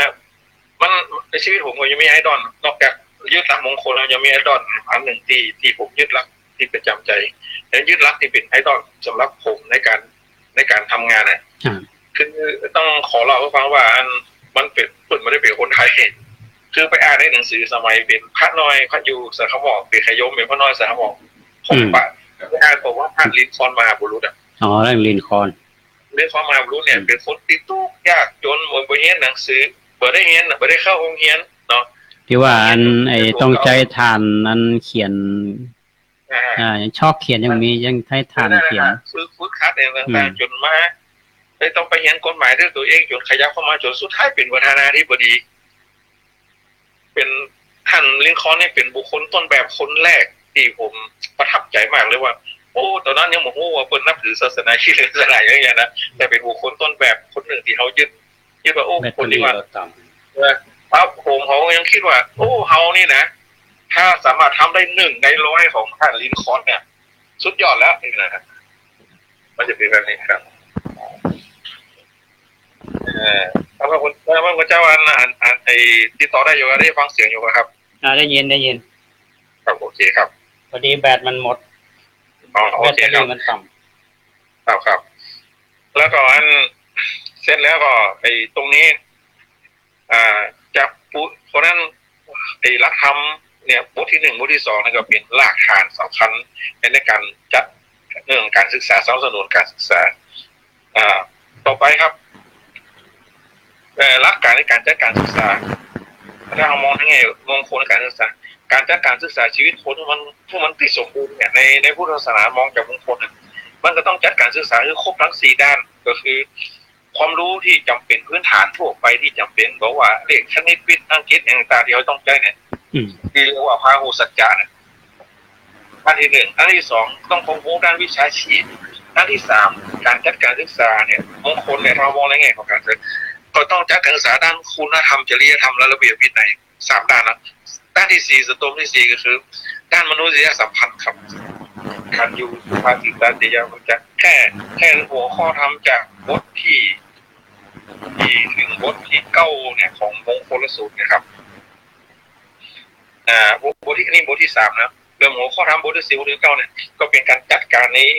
คือคนเนี่ยมีคุณธรรมมีความรู้มีคุณธรรมมีอย่างต่างตามแนวนี้ก็จะเป็นการว่ามงคลสูตรนี่มองได้หลายแนวนะครับเป็นการจัดการศึกษาให้คนเก่งคนดีคนเก่งคนมีสุขเก่งดีมีสุขนะครับได้เลยนะครับที่เขาต้องรู้กันนี่ฮะคืออันนี้หรือเขาจะมองไงอื่นเนี่ยก็ได้นะครับทีนี้มันเป็นการพัฒนาของเราพิชอบนี่เขาก็เลยว่าเอามาตั้งรับสำหรับท่านอำเภอฮะช่วงนี้มันเอาใช้เวลามาพอสมควรเนาะแต่จริงๆแล้วที่ท่านอำเภอนำเสนอเรื่องของมงคลสูตรในการทำงานของอำเภอนี่นะเรามาว่ามันเป็นสิ่งที่น่าสนใจเนาะก็เป็นประโยชน์แก่ท่านผู้ฟังที่รับฟังรายการเนี้ยจากที่ผ่านการประสบการณ์แห่งชีวิตที่ท่านทำมานะเรามายังเชื่อว่ามันมีรายละเอียดอยู่ที่น่าจะนำมาเล่าสู่กันฟังในโอกาสต่อไปนะวันนี้แบตจะหมดเวลาก็ใกล้จะถึง3 โมงเนาะโดยอยากให้ท่านอำเภอสรุปเนาะและแต่ว่าโอกาสต่อไปเนี่ยอาตมาจะต้องเชิญท่านอำเภอมาเล่าต่อโดยเฉพาะเรื่องของมงคลสูตรนี่แหละเอาว่าถึงรายละเอียดและเล่าประสบการณ์ของท่านอำเภอแต่ละที่แต่ละแห่งเนี่ยที่มันเชื่อมโยงกับงานกับหลักธรรมที่ใจเนี่ยเนาะเพราะฉะนั้นวันนี้อยากให้ท่านอำเภอสรุปว่าวันนี้ที่นำมาเสนอเนาะด้านอาตมาจะได้สรุปแล้วก็ลารายการก็สรุปง่ายๆว่าหลังจากที่ผมเกษียณมาแล้วอย่างต่างแล้วเนี่ยมานั่งทุกคนดูตัวเก่าในว่าชีวิตที่มาถึงวันนี้ได้เพราะเหตุใดเนี่ยก็ต้องบอกยกมือซิมนิ้วเลยครับว่าผมมาได้ถึงวันนี้นี่เพราะผมมีหลักธรรมสำคัญที่เป็นที่สองทางชีวิตของผมนั่นคือหลักมงคลสูตรมงคลสูตรเนี่ยตั้งแต่ต้นๆนะครับคือตั้งแต่เรื่องจักรีเรื่องการมีการวางตนที่ถูกต้องเขาก็ทุจริตว่านั้นนี่ให้ศึกษาเราเรียนพัฒนาตัวเก่าอยู่ตลอดเวลาเป็นคนที่ต้องสั่งสมของรู้ประสบการณ์บุพเพกันตาบุญญาตาจะเป็นคนที่อย่างเป็นคนที่ไปอยู่ที่ไหนก็ได้รับพัฒนาที่ขั้นมันดีขึ้นทำให้เกิดปฏิรูปประเทศสาวโสอย่างต่างๆสิ่งต่างๆเหล่านี้ครับที่มันทำให้เราอยู่ในการทำงานอยู่ในราชการได้แล้วก้าวหน้าขึ้นมาตามพอสมควรแก่อัตภาพที่ผมอยู่ได้นะง่ายๆก็คือว่า1เนี่ยที่ทำงานได้ในวันป้องกันตัวเขาได้แล้วเรามีชีวิตราชการที่เกษียณอย่างก็อยู่ในราชการนี่เขามีกรณีด่างพร้อยใดๆทั้งสิ้นด่างพร้อยเพราะเขาปฏิบัติตามหลักมงคลสูตรเนาะอาตมาเชื่อว่าเนี่ยมีหลายเรื่องที่ท่านอำเภอจะต้องเล่ารายละเอียดเนาะประสบการณ์แต่ละแห่งเนี่ยอาตมาอยากจะเชิญท่านอำเภอในโอกาสต่อไปโดยเชื่อมโยงกับเรื่องของมงคลชีวิตเนาะวันนี้ต้องขออนุโมทนาเขาใช้เวลาเกือบ2 ชั่วโมงนะวันเนี้ยเกือบ2 ชั่วโมงเอาค่อยมาอู้ต่อกันอาตมาเชื่อว่าวันนี้ที่ท่านอำเภอได้เสียสละเวลามาอู้อาตมาจะเป็นคนฟังแล้วคนที่ฟังพร้อมกับอาตมานี่คือท่านผู้ฟังที่อยู่ทางบ้านเนี่ยได้ประโยชน์นักทีเดียวอย่างน้อยสะท้อนชีวิตของคนคนหนึ่งเนี่ยจากจุดเรียกว่าต่ำสุดก็ได้เนาะถ้าว่าไปเนาะจนถึงสุดต่ำกว่าศูนย์เนี่ยมันเหมือนลบศูนย์เนี่ยนะผ่านชีวิตมาได้อย่างไรแล้วมาถึงวันนี้อยู่ในสังคมเราได้อย่างสง่าผ่าเผยนะก็เป็นเรื่องที่น่าสนใจนะตอนอนุโมทนากับท่านอำเภอเนี่ยวันจะได้นำเสนอตัวอื่นต่อว่าในการทำงานอย่างเช่นหลักธรรมของข้อยาตะการนั้นจะสังฆโหในการมาว่ากันตั้งแต่เจดีมงคลรอบต่อไปนี่นะว่าตั้งแต่เบสิกตั้งแต่พื้นฐานกลางแล้วก็เบื้องปลายอาจารย์อู้กันในรายละเอียดทำกรรมว่าเขาจะอู้กันต่อมาในวันไหนนะต้องขออนุโมทนากับท่านอำเภอวันนี้เนาะขออนุโมทนาสาธุขอให้สุขภาพร่างกายแข็งแรงมีกำลังใจพระคุณเจ้าเกียรติได้เห็นความสำคัญในเรื่องเล็กๆน้อยๆมันจะเรื่องน้อยเรื่องสำคัญนะ อนุโมทนาเนอะโอ้อนุโมทนา ยินดีที่จะมาไอไอมาอู้มา แบ่งปันก็เรียกว่าแบ่งปัน แบ่งปันความรู้ แบ่งปันความรู้ เกิดประโยชน์ได้นะครับขอยินดีตลอดครับ อ๋อขอเชิญพรนะท่านผู้ฟังที่อยู่ทางบ้านวันนี้อาตมาภาพได้เชิญท่านนายอำเภอสุประสิทธิ์ลากกองมาร่วมรายการก็ใช้เวลาก็เกือบ2 ชั่วโมงเนาะก็เปิดโอกาสให้ท่านได้เข้ามาศึกษาและเรียนรู้ในชีวิตของคนคนหนึ่งที่ได้ต่อสู้ชีวิตมาห้ำเรียนศึกษาตั้งแต่เบื้องต้นในร่มเงาของพระพุทธศาสนาเป็นสามเณรแล้วก็บวชในพุทธศาสนาศึกษาแล้วก็มีโอกาสเข้ามารับราชการทำงานในส่วนของงานปกครองในกระทรวงมหาดไทยในที่สุดท่านก็เกษียณราชการก็เป็นคนที่มีคุณภาพมีประสบการณ์มากมายก็ควรที่จะแบ่งปันนะครับก็หวังใจเป็นอย่างยิ่งว่าพี่น้องท่านผู้ฟังที่รับฟังรายการพิเศษจากวิทยุสาธารณะจังหวัดเชียงใหม่วันนี้ก็คงจะได้ชื่นชมกับการทำงานของท่านนายอำเภอสุประสิทธิ์ลากกองแล้วก็ท่านก็ถือว่าเป็นตัวอย่างแบบอย่างกับคนหลายๆคนนี่กำลังท้อแท้อยู่ในขณะนี้นะภายในชีวิตของคนเฮานั้นจะมีค่าต้องเดินไปข้างหน้าแล้วก็อยู่ด้วยหลักของคุณธรรมก็หวังใจเป็นอย่างยิ่งว่าพี่น้องท่านผู้ฟังก็คงจะได้ติดตามชีวิตของท่านอำเภอในก๊อกต่อไปการใช้หลักธรรมมงคลสูตรในการทำงานในครั้งต่อไปต้องขออนุโมทนาก่อนที่จะจากลาจากพี่น้องท่านผู้ฟังไปในวันนี้ก็เอาทำงานร่วมกันทั้ง 92.25 เมกะเฮิรตซ์แล้วก็104.5 เมกะเฮิรตซ์นะครับเรามีพันธมิตรที่ทำงานร่วมกันก็ทำให้เราได้มีรายการนี้เกิดขึ้นโดยเฉพาะอาตมาตนเดียวเนี่ยก็คงทำมาได้อันนี้ก็เป็นน้ำใจของท่านทั้งหลายที่มีต่อกันก่อนที่จะลาท่านผู้ฟังไปในวันนี้ก็มีข่าวของทางคณะสงฆ์ได้เอิ้นเชิญชวนกันวันที่10 สิงหาคม 2562เนี่ยเวลา9 โมงเป็นต้นไปมีพิธีเจริญพุทธมนต์นวคหายุสมธรรมถวายพระพรชัยมงคลพระบาทสมเด็จพระเจ้าอยู่หัวเนื่องในวันเฉลิมพระชนมพรรษาจัดโดยคณะสงฆ์ภาค7เชียงใหม่ละปูนแม่ฮ่องสอนตามมติมหาเถรสมาคมณวัดสวนหลอกพระอารามหลวงตำบลสุเทพอำเภอเมืองจังหวัดเชียงใหม่โดยมีสมเด็จพระวรรณรัตน์กรรมการมหาเถรสมาคมเจ้าวาดวัดเบญวัดบวรนิเวศวิหารกรุงเทพเป็นประธานในพิธีและในวันที่17 สิงหาคม 2562มีงานฉลองปริญญาธรรมประจำปี 2562ณวัดพระธาตุสีจอมทองอำเภอจอมทองจังหวัดเชียงใหม่มีพระวิสุทธิวงศาจารย์เจ้าคณะใหญ่หนเหนือกรรมการมหาเถรสมาคมเป็นประธานในพิธี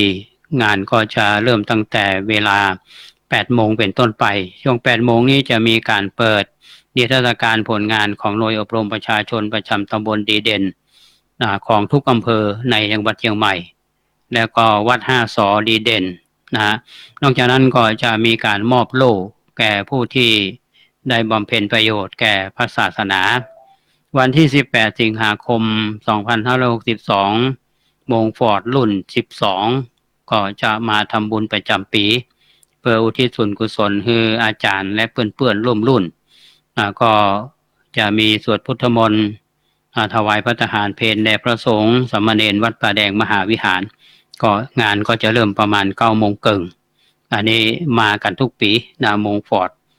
รุ่น12และก็ขอแจ้งกำหนดการบำเพ็ญกุศล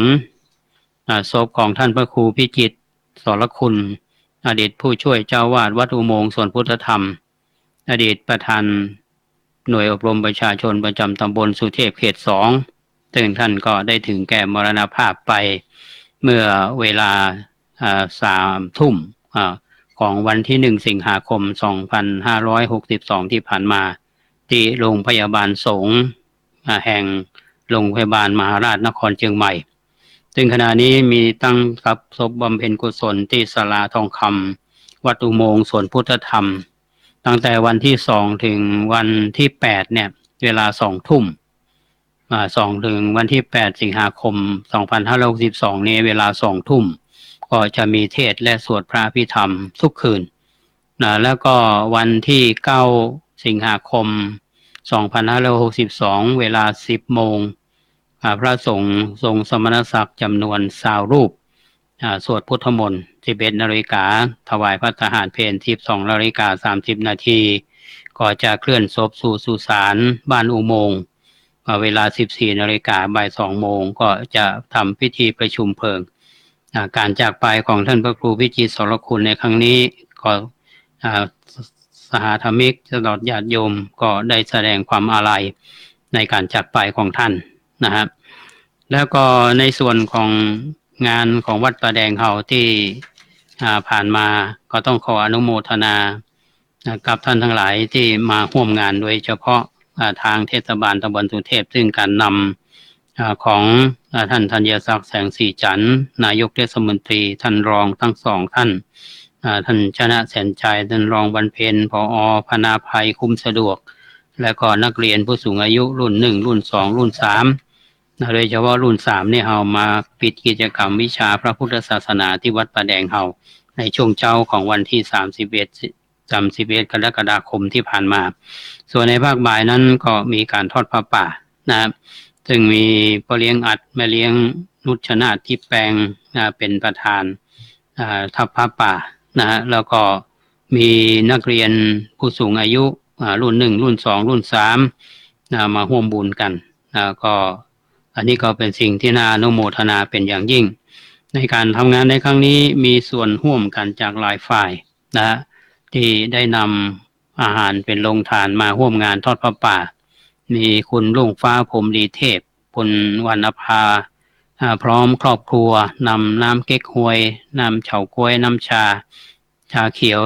100 ขวดคุณพันนีสมประเสริฐนำผัดหมี่มาร่วมกลุ่มสุเทพพัฒนานำก๋วยเตี๋ยวมาคุณทวัชชัยคุณนาราเลขานุการนายกเทศมนตรีตำบลห้วยเฮียและอสมหมู่14ข้าวไข่เจียวคณะกรรมการหมู่บ้านหมู่ที่14นำโดยแม่หลวงผ่องใสเพ่งมาวันนำผลไม้และแตงโมคุณนาวุฒินักเรียนประธานนักเรียนผู้สูงอายุรุ่น2พร้อมสมาชิกนำขนมน้ำหลายชนิดปลาแดงผัดไทยหมู่10นำขนมจีนน้ำยามาร่วมและคณะศรัทธาวัดบ้านสายคำหมู่ที่15นำข้าวเงี้ยวมาพ่อนานสมห้วยทรายเขาเนี่ยนะครับก็อันนี้ต้องขออนุโมทนากับทุกท่านงานผ่านไปด้วยความเรียบร้อยแล้วก็ด้วยมีความมีน้ำใจของท่านทั้งหลายทำเพื่อกิจกรรมผ่านไปและวันที่19เดือนสิงหาคม2562นี้ตั้งแต่เวลา 9 โมงเป็นต้นไปถึงเวลาเที่ยงก็จะมีการจัดเสวนาเกี่ยวกับเรื่องเรื่องของสมุนไพรนะฮะก็จะได้เชิญหมอเมืองซึ่งมาแลกเปลี่ยนเรียนรู้กันท่านที่สนใจเรื่องของสมุนไพรเนี่ยก็สามารถที่จะเข้าร่วมกิจกรรมนี้ได้ในวันที่19สิงหาคมที่จะถึงนี้ที่วัดป่าแดงมหาวิหารวันนี้เป็นวันที่3สิงหาคม2562วันพรุ่งนี้เป็นวันอาทิตย์ที่4สิงหาคม2562เวลา 9 โมงถึง 3 ทุ่มก็เชิญฟังมีเทศมีทอล์กห้างสรรพสินค้าเชียงใหม่แอร์พอร์ตห้องเชียงใหม่ฮอลล์เปิดห้องตั้งแต่ 7 โมงเป็นต้นไปเข้าฟังฟรีแล้วก็จะมีการถ่ายทอดทางสถานีวิทยุ FM 92.25 คือสถานีวิทยุสาธารณะจังหวัดเชียงใหม่วัดป่าแดงเฮาขอร่วมถ่ายทอดพร้อมกันนั้นFM 104.50 เมกะเฮิรตซ์คือสถานีของวัดผาหินโดยท่านผู้อำนวยการสถานีท่านพระครูสมุวิสุวัฒน์วรกิจโจก็จะได้ถ่ายทอดพร้อมกันครั้งนี้เป็นครั้งสำคัญดังที่ผู้จัดท่านได้เชิญชวนเข้าร่วมรับฟังกัน สามารถที่จะเข้าฟังฟรีนะสำหรับพระภิกษุสงฆ์สามเณรที่ไปร่วมงานทางผู้จัดเพื่อนก็ถวายภัตตาหารถ้าท่านใดที่บ่มีโอกาสได้ไปก็ฟังทางวิทยุอาจจะมีพระนักเทศน์ชื่อดังทั่วประเทศหลวงพ่อพยอมกัลยาโนท่านววชิระเมธีตัวนี้เป็นท่านเจ้าคุณละแล้วก็มีท่านศักดาแล้วก็มีท่านสมุโอฬารตอนที่ฟังมาเนี่ยนะครับก็มีความหลากหลายจะมีทั้งพระที่อยู่ส่วนกลางและส่วนภูมิภาคของเราเนี่ยนี่คือความก็เรียกว่าความรู้คือข้อธรรมะแก่ญาติโยมอย่างน้อยก็เป็นการศึกษาเรียนรู้และเป็นความหลากหลายอันนี้ธรรมภาพขอเชิญชวนท่านทั้งหลายไปร่วมกันถ้าบ่สะดวกก็ฟังวิทยุ FM 92.25 เมกะเฮิรตซ์วัดป่าแดงมหาวิหารและ 104.50 เมกะเฮิรตซ์วัดไฟหินเฮาก็จะถ่ายทอดโดยทีมถ่ายทอดอันเข้มแข็งโดยการนำของท่านพระครูสมุวิสุวัฒน์วรกิจโจท่านผู้อำนวยการสถานี 104.50 เมกะเฮิรตซ์เฮาอันนี้เป็นเรื่องที่ให้ท่านทั้งหลายได้รับฟังกันเป็นสาระเป็นประโยชน์วันนี้อาตมาภาพก็ได้ดำเนินรายการเป็นรายการพิเศษทางสถานีวิทยุ FM 92.25 เมกะเฮิรตซ์มาตั้งแต่เวลาบ่ายโมง5 นาทีตอนนี้แถม5 นาทีจะถึงเป็นบ่าย3 โมงวันนี้เราได้เชิญท่านนายอำเภอสุภสิทธิ์ลากองซึ่งมีชีวิตที่ท่านฟังแล้วบางทีท่านอาจจะบันทึกว่าชีวิตของคนคนหนึ่งเนี่ยต้องประสบกับปัญหาอุปสรรคมากมายปัญหาอุปสรรคเหล่านั้นเนี่ยมันว่าเป็นอุปสรรคต่อไปด้วยใจอันเข้มแข็งและก็เด็ดเดี่ยวท่านสามารถที่จะได้รับการศึกษาและเข้าทำงานเป็นข้าราชการในแผ่นดินของพระบาทสมเด็จพระเจ้าอยู่หัวและรับใช้ประเทศชาติโดยการเป็นนักปกครองมาจนเป็นนายอำเภอจนเกษียณอายุและก็ได้รับรางเครื่องราชอิสริยาภรณ์อันทรงเกียรติดังที่ท่านทั้งหลายได้ฟังไปท่านก็ยังมีบางเรื่องโดยเฉพาะสิ่งที่เป็นหลักในการทำงานก็คือมงคลสูตรเนี่ยที่ท่านใช้ในการทำงานในการศึกษาโรงเรียนมาเนี่ยนะครับยังมีบางประเด็นที่คนจะรับฟังในรายละเอียดอาตมาก็ได้เชิญท่านอำเภอไว้แล้วในบางโอกาสสะดวกวันใดอย่างใดก็จะได้เชิญท่านมาร่วมรายการเหมือนกับวันนี้ก็ต้องขออนุโมทนาขอบคุณท่านนายอำเภอสุภสิทธิ์ลากองอดีตนายอำเภอ4 อำเภอที่ได้มาถ่ายทอดประสบการณ์อันมีค่าทรงคุณค่าอย่างยิ่งแก่ผู้ฟังถึงแม้ว่าผู้ฟังท่านที่รับฟังไปแล้วเนี่ยบางท่านอาจจะมีประสบการณ์ที่แตกต่างกันอาตมาเชื่อว่าประสบการณ์แห่งชีวิตของท่านอำเภอสุภสิทธิ์เนี่ยเป็นสิ่งที่มีค่ามองในแง่ของการต่อสู้มองในแง่ของการใช้ชีวิตมองในแง่ของการสู้ชีวิตนะครับบ่ได้อยู่ในสิ่งใดแต่เป็นสิ่งการธรรมาอย่างว่าสิ่งพระเจ้าอโศกก็ยังดีสิ่งหน้าวัดก็ดีเพราะฉะนั้นคนเอาไปจากศาสนาเนี่ยก็เป็นหลักอันหนึ่งที่คือความเข้มแข็งและอดทน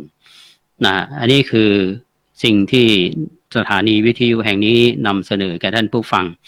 รับฟังรายการของเราทั้งรายการประจำและรายการพิเศษเนี่ยท่านฟังแล้วเนี่ยท่านรู้สึกจะได้พ้องจะแนะนำหรือว่าแสดงข้อคิดเห็นใดๆเนี่ยในฐานะที่ท่านรับฟังมาตลอดเนี่ยอาตมาภาพในฐานะที่เป็นผู้อำนวยการสถานีหรือในฐานะที่เป็นผู้ดำเนินรายการเนี่ยก็ยินดีที่จะรับฟังก็ต้องขอบคุณท่านที่เข้ามาร่วมรับฟังช่วงเจ้าเนี่ยตั้งแต่ต้นเนี่ยมีหลายท่านต้องขอบคุณเจ้าคุณน้อยเจ้าคุณน้อยอยู่ถึงสหรัฐอเมริกาเนี่ยยังอุตส่าห์เข้ามาฟังรายการของเราและทำหลายท่านที่อยู่ในประเทศไทยเขาเนี่ยฟังรายการนี้ก็คอมเมนต์มาหรือส่งข้อความมาอย่างต่างเพื่อติชมรายการน้อมนำมาปฏิบัติเพื่อให้รายการของเราได้รับการพัฒนายิ่งขึ้นวันนี้ขอบคุณท่านผู้อำนวยการสถานีแห่งครั้งหนึ่งก็คือท่านพระครูสมุวิสุวัฒน์วรกิจโจนอกจากเป็นผู้ ผู้อำนวยการสถานีแล้วเนี่ยก็ยังเป็นช่างเทคนิคที่มีความสามารถสูงยิ่งและอนุโมทนากับคุณเกษตรเพชรสำเร็จบก.ก้าวหน้าวันนี้เสียสละเวลามาควบคุมเสียงมาเป็นกำลังใจนั่งอู้กันจนมาถึงเวลานี้แถมสักกรรมหนึ่ง6 โมงถึงทุ่มท่านก็สามารถที่จะรับฟังรายการร่มโพทางสถานีวิทยุแห่งนี้โดยธรรมาภาพจะมาเริ่มรายการต่อซึ่งเป็นรายการสด1 ชั่วโมงนะครับวันนี้เอาไว้แค่นี้ก่อนไว้ปะกันใหม่ในโอกาสต่อไปขอความสุขสวัสดีจงบังเกิดมีแก่ท่านผู้ฟังทุกท่านขอเจริญพร